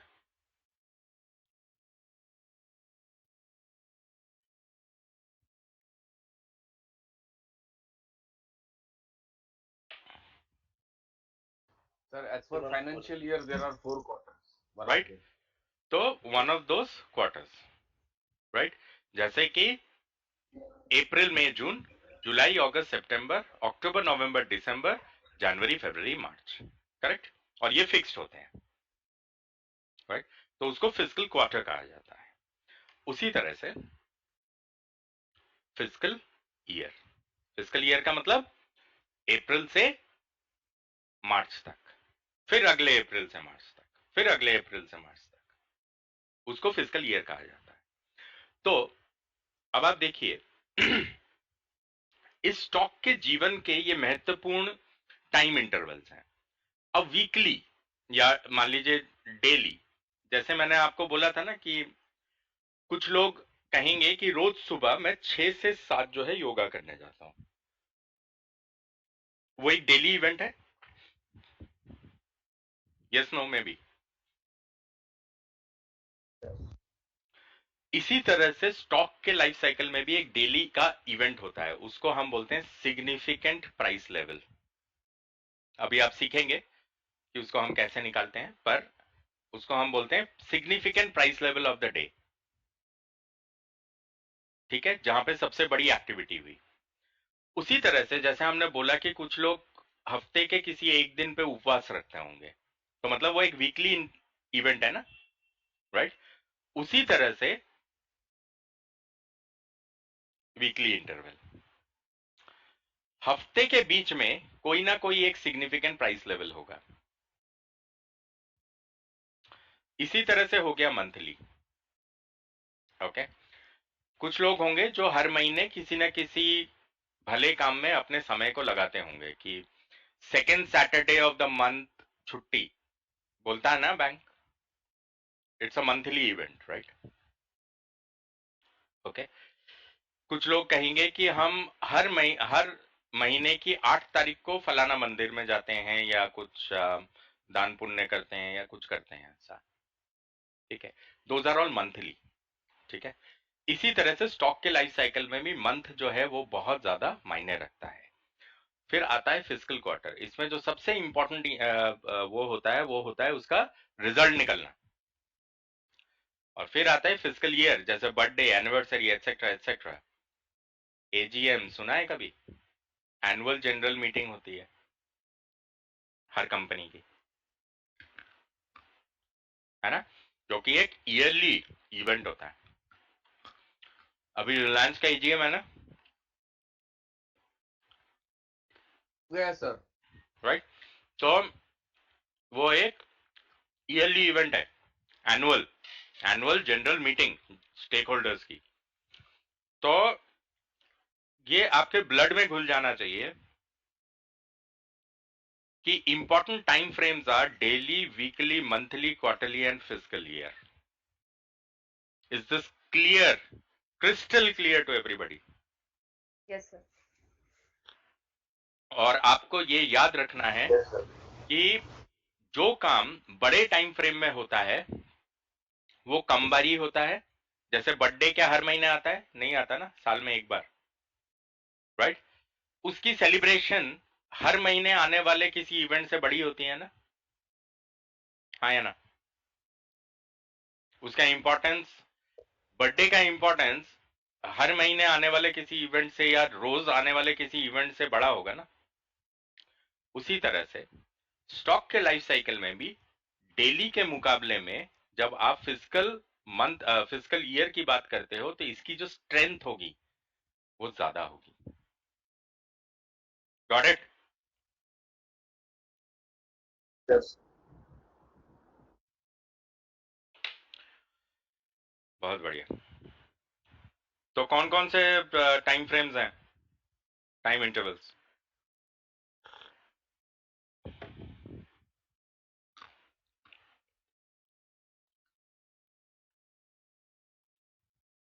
Time intervals, Pankaj Malik, very good ध्रुव।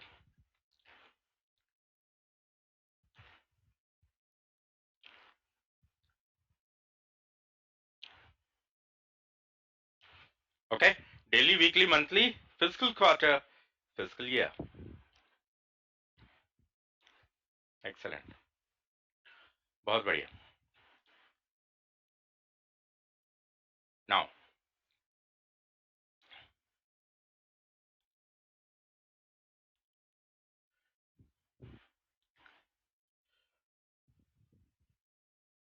आपको मैंने ब्लूमबर्ग और मनी कंट्रोल एप्लीकेशन के बारे में बोल दिया था। Yes. ओके, डाल लिया ना सबने? Yes. Very good.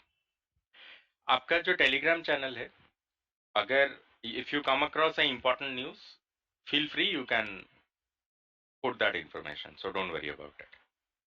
ठीक है, एकमात्र होमवर्क को छोड़ के आपको बाकी आप आपस में बातचीत कर सकते हो, शेयर कर सकते हो, कोई इशू नहीं है। होमवर्क जब तक पहुंच नहीं जाएगा हमारे पास, मैं उसको देख नहीं लूंगा, उसके तब तक आपको शेयर नहीं करना है। Got it?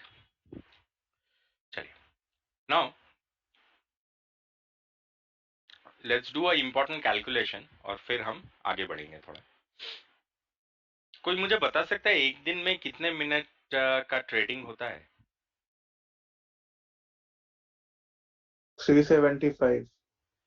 ठीक है, तो एक दिन के अंदर हमारे जो ये है उसमें 375 मिनट का ट्रेडिंग होता है, राइट? 375 मिनट्स का। क्यों? क्योंकि 6 घंटा और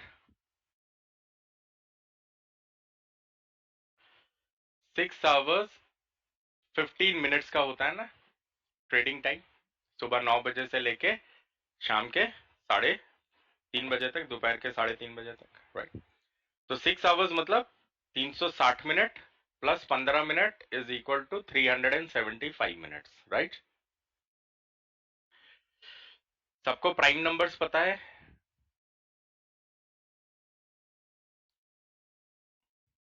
right? Yes. Prime numbers are 2, 3, 5, 7, 11, etc., etc., so on. Correct? अब मुझे ये बताइए कि ये जो 375 मिनट्स हैं, 375 minutes, is it divisible by the first prime number? No. Second? Yes. Answer? Oh, 3. 125. Okay, is it divisible by 3? No. Is it 5. Divisible by the third prime number? Yes. Answer? 5. 5. 25. Okay. Is this divisible by 5? Yes. Okay. Answer? 5. Is this divisible by 5? Yeah. 1. 1. 1 is not a prime number. And this cannot be further divided. Correct? Now, इसके prime factors कौन कौन से हैं? 3 और 5. 3, 5. Okay. इसका मतलब हुआ कि यदि मैं 3 मिनट के इंटरवल का चार्ट का इस्तेमाल करूंगा, 3 मिनट्स इंटरवल, तो मुझे 5 कैंडल की जरूरत होगी in order to find the trend. उसमें महत्वपूर्ण 5 डेटा पॉइंट्स होंगे, पर वहीं पे अगर मैं 5 मिनट के इंटरवल का चार्ट इस्तेमाल करूंगा तो उसमें 3 डेटा पॉइंट्स होंगे। कौन सा ज्यादा आसान होगा? 3 मिनट के चार्ट 5 इंपॉर्टेंट डेटा पॉइंट्स, या 5 मिनट का चार्ट 3 इंपॉर्टेंट डेटा पॉइंट्स? ठीक है, तो 5 मिनट, ये आपका डेली चार्ट का कॉन्फ़िगरेशन होना चाहिए। आपको इस चार्ट के ऊपर ट्रेड करना है। तो इसका स्टैटिस्टिकल रेलेवेंस समझ गए आप लोग? क्यों 5 मिनट? करने को आप 3 मिनट का भी कर सकते हो, पर 5 महत्वपूर्ण डेटा पॉइंट्स होंगे उसमें, तो आपको परेशानी ज्यादा होगी। पर वहीं पे अगर आप 5 मिनट का चार्ट इस्तेमाल करोगे तो आपके कॉम्प्लिकेशंस का लेवल जो है वो गिर जाएगा, वो 3 कैंडल्स पे आ जाएगा। अब समझ गए आप लोग 5 मिनट का चार्ट क्यों इस्तेमाल किया जाता है? ये उसका स्टैटिस्टिकल रेलेवेंस है। ओके, अब चलते हैं, एक 5 मिनट का चार्ट ओपन करके देखते हैं।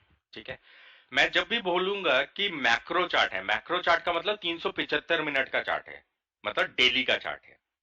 ठीक है, और जब भी मैं बोलूंगा कि माइक्रो चार्ट है, तो माइक्रो चार्ट जो है वो 5 मिनट्स इंटरवल का चार्ट है। Is this clear to everyone?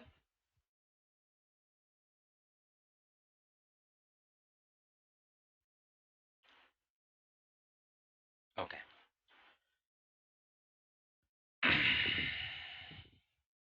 खुश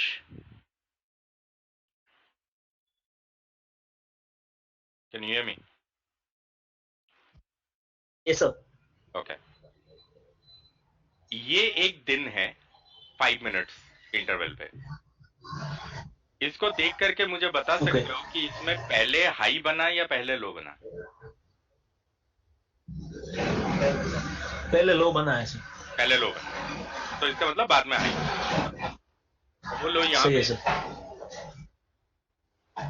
और वो हाई यहाँ पे है। Am I right? सही सर। ओके नाउ फ्रेंड्स, इस ट्रैजेक्टरी पे, क्योंकि इस स्टॉक का जो डेली इस दिन का जो मूवमेंट था उसका जो ट्रैजेक्टरी है वो ये है, यहां से लेकर के, एक बारी मैं वेरीफाई कर लेता हूँ, ये लो इज 62 61, ठीक है। तो ये जो ट्रैजेक्टरी है, यहाँ पे लो बना करके यहाँ पे हाई बनाना, this is what is called as the movement of the stock.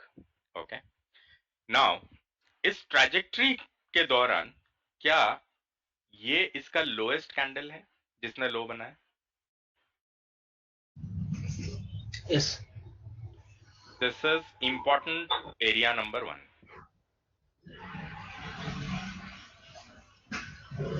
क्या ये म्यूट कर दीजिए प्लीज। Yes sir. क्या ये वाला कैंडल ने हाई बनाया? लिख के बोल सकते हैं। ओके इस वाले कैंडल ने हाई बनाया, so this is important area number 2। इस ट्रैजेक्टरी पे आप मानते हो कि इस वाली जगह से अगर मैं वॉल्यूम्स को देखना शुरू करूं और ये जो टॉप बना है वो यहां पे बना है, ठीक है, तो यहां से लेके इस ट्रैजेक्टरी पे यहां से लेके यहां तक का मूवमेंट है, राइट? यहां से लेके यहां तक के बीच का जो सबसे बड़ा वॉल्यूम है वो यहां पे आया।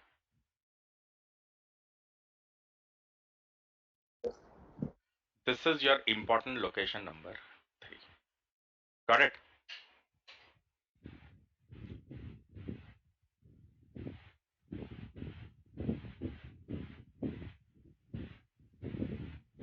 Alright, so these are the 3 informations।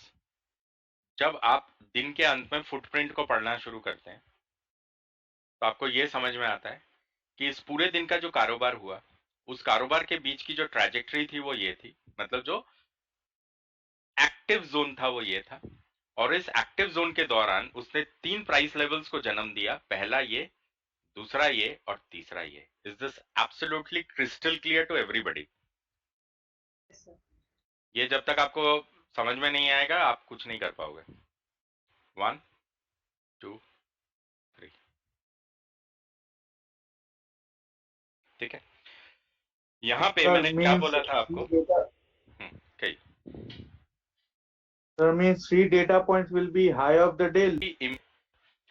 And the high price range of the day, ठीक है। तो जब आगे आने वाले वक्त में हम लोग काम करेंगे इसके साथ, वो कुछ इस तरीके से करेंगे कि यदि हमको इस वाले कैंडल का इस्तेमाल करना है जिसने लो बनाया था, ओके, तो ये पूरा कैंडल मेरे लिए इंपॉर्टेंट है, ठीक है?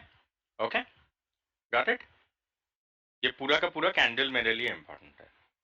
अगर मुझे मान लो इस वाले कैंडल को इस्तेमाल करने की जरूरत पड़ी जिसने हाई ऑफ द डे बनाया, ये वाला, तो ये पूरा का पूरा कैंडल मेरे लिए इंपॉर्टेंट है। अभी वो धीरे धीरे करके आपको समझने लगेगा। अभी इंपॉर्टेंट है कि ये 3 कैंडल्स जो हैं आपके लिए सबसे महत्वपूर्ण है, ठीक है। और आप ये भी कह सकते हैं ये वाला जो लेवल है ये सपोर्ट, मेजर सपोर्ट है, कह सकते हैं ना, क्योंकि प्राइस यहां पे है। ये वाला जो लेवल है ये मेजर रेजिस्टेंस लेवल है। Make sense all of you? ये अभी हम सिर्फ डेली के पर्सपेक्टिव से देख रहे हैं, सबसे छोटा जो टाइम जोन है उसके हिसाब से देख रहे हैं। ओके, टाइम इंटरवल है। अब मान लो इसको डिलीट कर देते हैं। यहां से कैलेंडर ओपन कर रहा हूं। मुझे एक चीज बताओ, 29, 30th, 31st, 1st and 2nd, this was a full week, right? Yes, no, maybe. Yes. ठीक है बच्चे लाल, 29, 30, 31, 1 और 2, ठीक है, ये सबसे महत्वपूर्ण एक हफ्ता है। तो बच्चे लाल ये बताओ मुझे,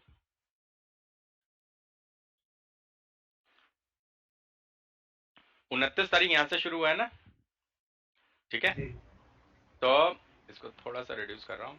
29 तारीख यहां से शुरू हुआ है, 1, 2, 3, 4 और 5, राइट, 1, 2, 3, 4 और 5, राइट, क्योंकि 29 तारीख यहाँ है और आपका 2 तारीख यहाँ है, और यही हमने देखा था 29 से लेके 2 तारीख, करेक्ट। अब मुझे ये बताओ बच्चे लाल, इन पांचों को अगर इकट्ठा देखोगे तो क्या मुझे बता सकते हो इस हफ्ते के दौरान पहले हाई बना था या पहले लो बना था? पहले हाई बना। पहले हाई बना है, हाई यहाँ पे बना जी, और लो यहाँ पे बना। जी, एग्रीड, ठीक है। नाउ अगर इस ट्रैजेक्टरी को देखूंगा तो आपका जो हाई बना है वो 99, ये वाले कैंडल पे बना है 11:35। 11:35 इज दिस कैंडल, ठीक है। तो यहाँ पे एक वर्टिकल लाइन ड्रॉ कर दिया मैंने, और जो लो बना है हमने देखा वो यहाँ बना है, राइट, इस वाली जगह में। तो वो ये वाला कैंडल है आपका, यहाँ पे मैंने एक वर्टिकल लाइन लगा दी, ठीक है। अब मुझे ये बताओ, ये ट्रैजेक्टरी रही ना इस हफ्ते की, इस वाले वीक की ट्रैजेक्टरी जो थी, जो मोस्ट एक्टिव जोन था वो ये वाला था, राइट। आपको इस ट्रैजेक्टरी पे जो सबसे ज्यादा वॉल्यूम आया है, आपको लगता है ये वाला आया है? जी, क्योंकि अगर इस पूरे को स्टडी करेंगे हम तो आपको देखने को मिलेगा कि ये जो वॉल्यूम है ये सबसे बड़ा वॉल्यूम है, ठीक है। ये है 2 तारीख को 9:35, सॉरी 9:40, राइट। बड़ा करके भी दिखा देता हूं, 9:40, ठीक है। जी, तो ये इसका मतलब एक बहुत ही महत्वपूर्ण एरिया है। जी। ओके,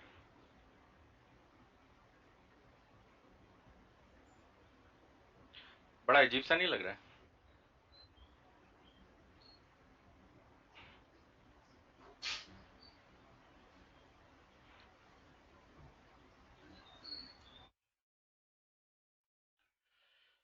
हाई जो बना था वो इस वाले कैंडल ने बनाया था, ग्रीन वाले ने, राइट।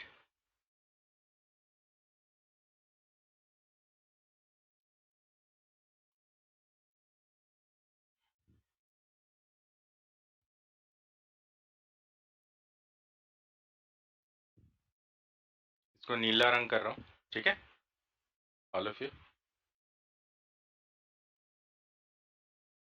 ओके,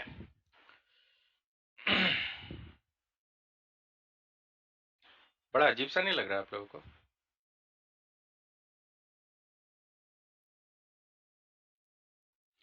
ये इन्हीं इंपॉर्टेंट जोन्स पे रिएक्शंस है। Yes sir. कभी सोचा था चार्ट्स को ऐसे रीड करके हम अपना मोनेटाइजेशन कर सकते हैं?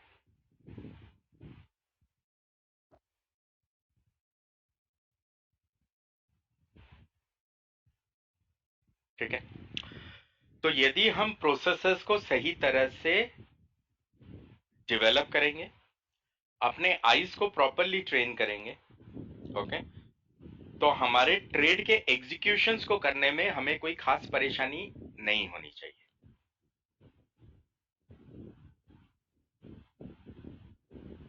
ऑलराइट, तो सबसे इंपॉर्टेंट चीज अभी तक हमने क्या पढ़ी है? एक तो है 3G का एनालिसिस, जरूरी, राइट, यहां पे पढ़ा हमने, और साथ में हमने ये पढ़ा कि स्टॉक के भी लाइफ साइकिल में, मतलब स्टॉक मार्केट के लाइफ साइकिल में भी महत्वपूर्ण इवेंट्स होते हैं और महत्वपूर्ण टाइम इंटरवल्स होते हैं। Make sense?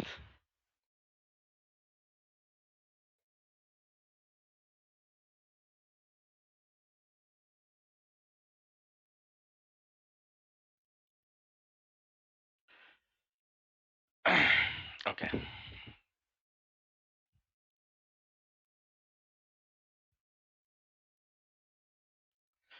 जनवरी, फरवरी, मार्च क्या एक तिमाही है?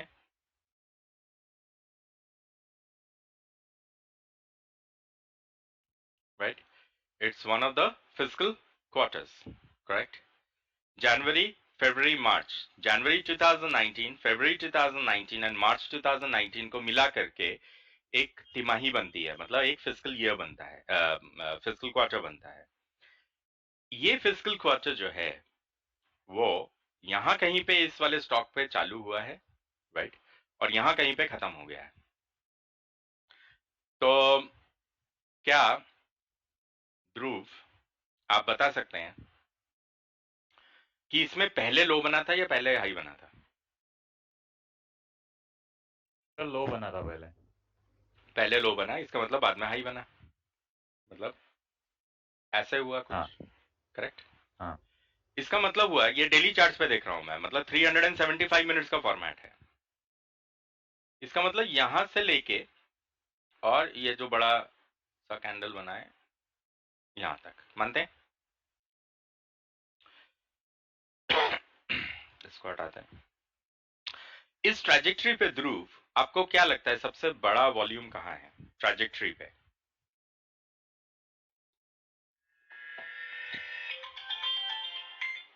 बारह के बाद ग्रीन कैंडल। हाँ वही, ये वाला 15-3, ठीक है? 15-3 इज दिस, ये वाली जगह। इस ट्रैजेक्टरी पे जो सबसे इंपॉर्टेंट जो बीच का लेवल बना है वो बना है ये वाला 15-3। 15-3 यहां पे है, इसको बस मैं ऐसे ही मार्क कर ले रहा हूं,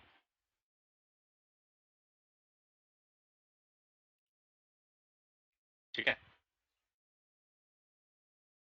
ऐसा सा नहीं लग रहा है कि इस एरिया में आके गिरने की दिक्कत सी आ रही है इसको?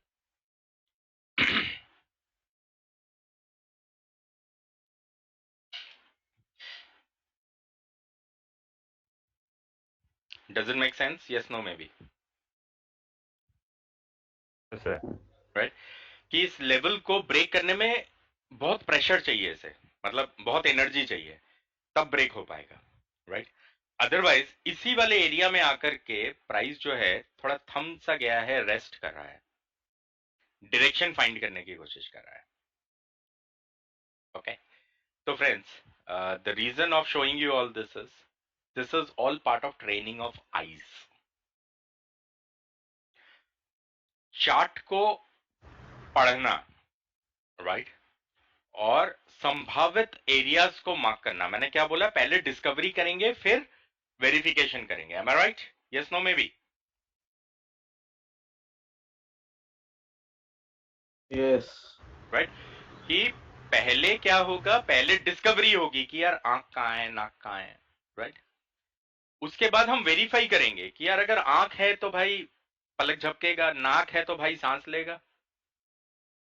यही होते हैं ना वेरिफिकेशन के वो, कि इसको कुछ सूंघाएंगे तो बोलेगा कि हाँ भाई फलाना सुगंध है, बदबू है, जो भी है, वट एवर इट इज, ठीक है? तो वो वेरिफिकेशन के एरियाज होते हैं। तो ट्रेनिंग ऑफ आईज में सबसे पहले आपको, हाँ जी सर, और इस तरह का और एक एग्जाम्पल आप टाटा मोटर में एक बार दिखा सकते हैं? टाटा मोटर या यस मैम, कोई भी उसका रीजन? सेम चीज। सर, हम आपका वो 9 तारीख का क्लास में आपने जिस तरह से ये बनाया था वो सेम चीज हमने टाटा मोटर और यस बैंक में भी किया था। तो मेरा जो सपोर्ट मतलब लाइन ड्रॉ हुआ था उससे देख रहा है शेयर टूट गया, और उधर भी मतलब मैंने जो बनाया था हम एक बार देखना चाहते हैं कि मैंने ठीक बनाया कि नहीं बनाया, गलत बना, इसलिए हम ऐसे ही बता देता हूँ। मैंने तो पब्लिकली बोल दिया था कि यस बैंक को नहीं करना है। नहीं, हमने ऐसे आपका दूसरे जैसे चैट पे ड्रॉ कर रहा था और कुछ नहीं। कोई बात नहीं, पर मैंने तो पब्लिकली बोला था कि यस बैंक से दूर रहना। जब तक कॉन्फर्मेशन 10 बार ही नहीं आ जाएगा हम कुछ करेंगे नहीं उसके अंदर। The same goes for Tata Motors. Now let's open them up.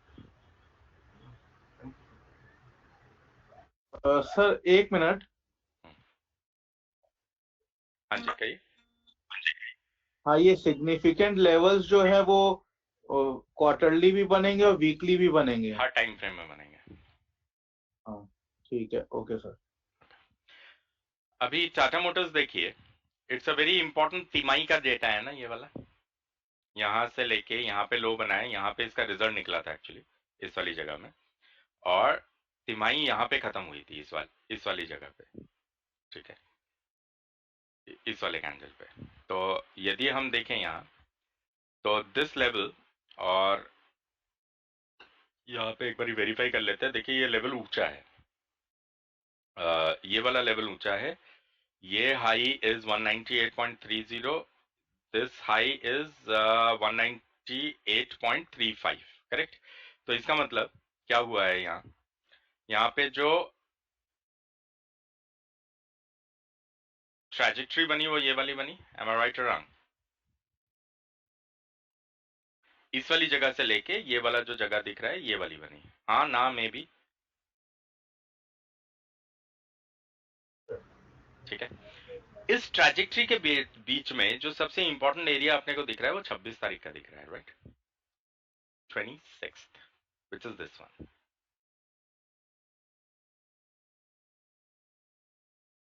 ठीक है, रफली ये वाला एरिया है। इसको ब्लू कलर कर रहा हूं, ब्लू, ओके। तो एक इंपॉर्टेंट एरिया यहाँ, एक इंपॉर्टेंट एरिया यहाँ, क्योंकि ये रेंज है, राइट। यहाँ पे हाई बना है, यहाँ पे लो बना है। आप देख लीजिए यहाँ पे कुछ रेलेवेंस नजर आ रहा है आपको?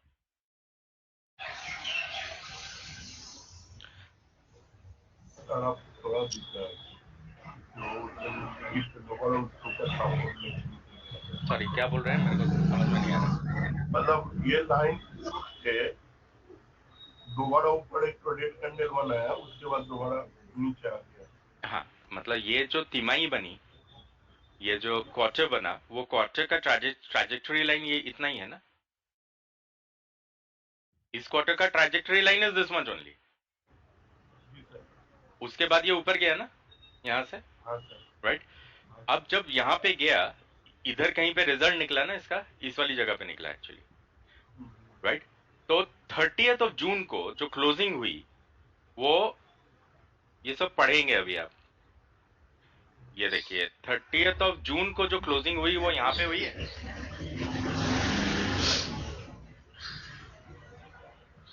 कुछ अब म्यूट प्लीज। ये जो क्लोजिंग है जून का, वो यहाँ पे हुई है, सिग्निफिकेंट लेवल्स के नीचे हुई है, चला गया इस तरफ, हाँ या ना? समझ में आ रहा है, क्या नहीं आ रहा है? समझ में आ रहा है, समझ में आ रहा है, समझ में आ रहा है, अब समझ में आ रहा है। चलिए, क्योंकि हमने जो लाइन ड्रॉ किया था वो इस तरह नहीं था, इसलिए कोई बात नहीं। थोड़ा अभी प्रॉब्लम तक होगा। आप ट्रेनिंग में आए नहीं थे ना, तो you were doing your best effort, so don't worry about it, ठीक है। तो कोई इशू नहीं है। आपका नाम नहीं लिखा हुआ है इसमें। वेट अ मिनट, कुछ सर अभिजीत बोल रहा है। हाँ अभिजीत, आप ना जब लॉग इन करोगे, जस्ट पुट योर नेम, आपके नाम के आगे पीसी लिखा आ रहा है, ठीक ओ है। सर, तो I don't get to know कि who is talking to me, ठीक है। कल से कर लेना, हाँ, कल से कर, ओके। हाँ कुछ है, बोलो। Sir, while considering the volume, are we not going to consider the last volume, sir, where there is a high volume? If you check like the Jan, the first quarter, in the first candle itself, there is a high volume. We're not considering that, sir. Because this is the range. यहाँ से तो trajectory शुरू हुई। आपने कभी महसूस किया होगा इस चीज को, जब आप हवाई जहाज में बैठते हैं, ठीक है, आपको ऐसा कभी दिमाग में नहीं आया कि यार जब हवाई जहाज उड़ता है तो करीबन ग्राउंड जीरो से 30,000 फीट की लेवल तक सिर्फ 3-3.5 मिनट में पहुंच जाता है। अगली बार देखना, ठीक है। जीरो लेवल से 30,000 फीट की ऊंचाई वो केवल 3-3.5 मिनट के अंदर कर देता है। 5 मिनट में तो सीट बेल्ट साइन ऑफ हो जाता है ज्यादातर फ्लाइट्स में, राइट। पर जब वो 35-40 हजार फीट से नीचे लैंड करता है, वापस आता है, वापस आ रहा होता है, राइट, तो उसको करीबन 45 मिनट से 1 घंटे का समय लगता है, depending on the area and the aircraft. किसी ने भी कभी नोटिस किया है इस चीज को?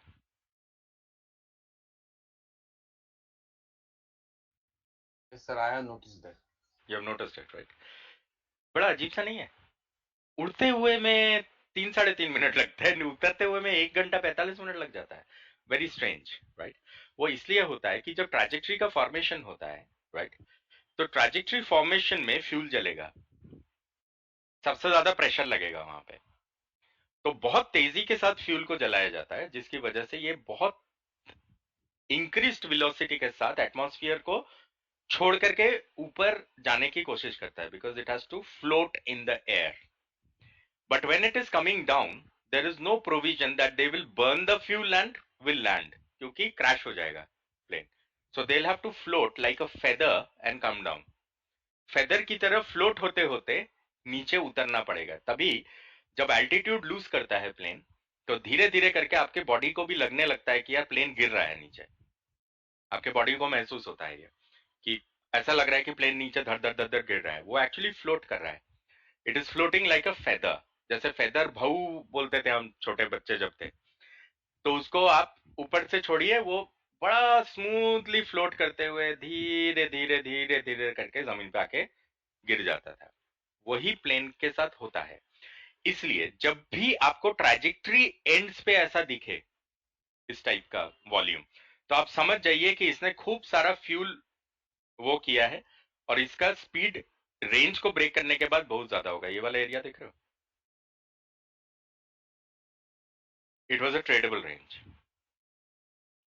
क्योंकि यहां से जब ये उड़ा था, राइट, तो इसने खूब फ्यूल जलाया, तो इसको 30-40,000 फीट पे जाने के लिए ज्यादा समय नहीं लगना चाहिए। सो यू विल ओमिट, आपको इसको और इसके वॉल्यूम्स के बीच का वॉल्यूम देखना है, ठीक है। और उसका भी एक लॉजिक है। उसका लॉजिक ये है कि जब ये ट्रैजेक्टरी फॉर्म हो रही थी, ये सबसे पहला संभावित जोन था जहां से इसे गिर जाना चाहिए था। यहां पे प्रॉफिट बुकिंग हुई थी। Getting my point? पहला प्रॉफिट बुक यहां हुआ था, इस जगह में। तो अगर ये यहाँ पे प्रॉफिट बुक हुआ था, तो यहां से नीचे गिर जाना चाहिए था, जो कि ये गिरा नहीं। तो इस वजह से इसने इस इंपॉर्टेंट लेवल को फॉर्म किया। आप देखो यहाँ पे कितना टाइट रेंज नहीं है।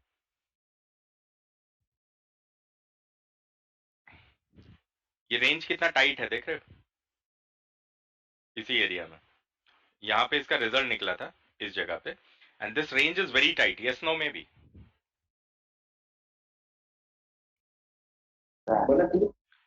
And finally it decided to go down towards this level, ये वाली जगह। और आप यहाँ पे देखिए, ये जहां पे मैंने लाइन को ड्रॉ किया, उसके अगले दिन ग्रीन कैंडल फॉर्म हुआ है। देखो, जैसे ही हिट हुआ तो इसने पहले आने की कोशिश करी वापस। ये रिएक्शंस बनते हैं, बहुत कॉमन है। ओके, तो आपको ट्रैजेक्टरी के बीच का जो लेवल है उसको आपने पकड़ना है। Is this clear Kusha? Yes, sir. Yes, sir. Very good. Okay. Sir, I have one more question, sir. Yes. Sir, वो वॉल्यूम कैंडल्स है ना, वॉल्यूम कैंडल्स, वो ग्रीन और रेड, उसका मतलब क्या होता है sir? What is mean by green candle and red candle in volumes? कुछ नहीं, ये this is telling you that not that if it is a red candle people are selling. हाँ, उससे कोई फर्क नहीं पड़ता। एक्चुअली क्या होता है, वो कैंडल के क्लोजिंग को कंसीडर करता है। कई बार आप देखोगे यहाँ पे कैंडल लाल बना है और यहाँ पे नीचे ग्रीन बना है, ठीक है। पहला चीज है कि अभी तक मैंने रंग की बात नहीं करी कहीं पे भी, सही है सर। राइट? तो रंग से हमें फर्स्ट लुक में रंग से कोई मतलब नहीं होता। रंग चार्ट के लोकेशन पे इंपॉर्टेंस लेके आता है, कलर जो है ओके वैसे उसका कोई वो नहीं है। अभी आप देखिए, if you look at the state bank of India, is this a red candle? Yes But is it not that it is a higher high, higher low? Correct Bullish candle है, करेक्ट ठीक है? Color will come later, okay ठीक है? Thanks sir. Most welcome. All right. तो आज का homework क्या है?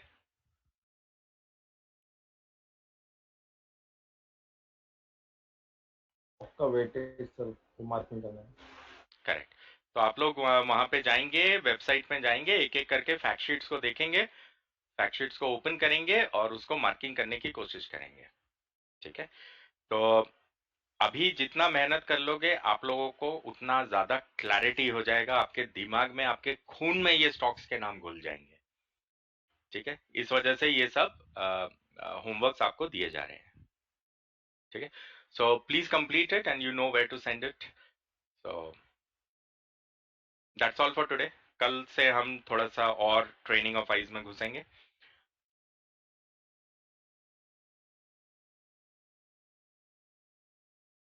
Thank you. Thank you, sir. Thank you, Sir, thank you. Have a nice day, bye bye, जी सर। थैंक्स।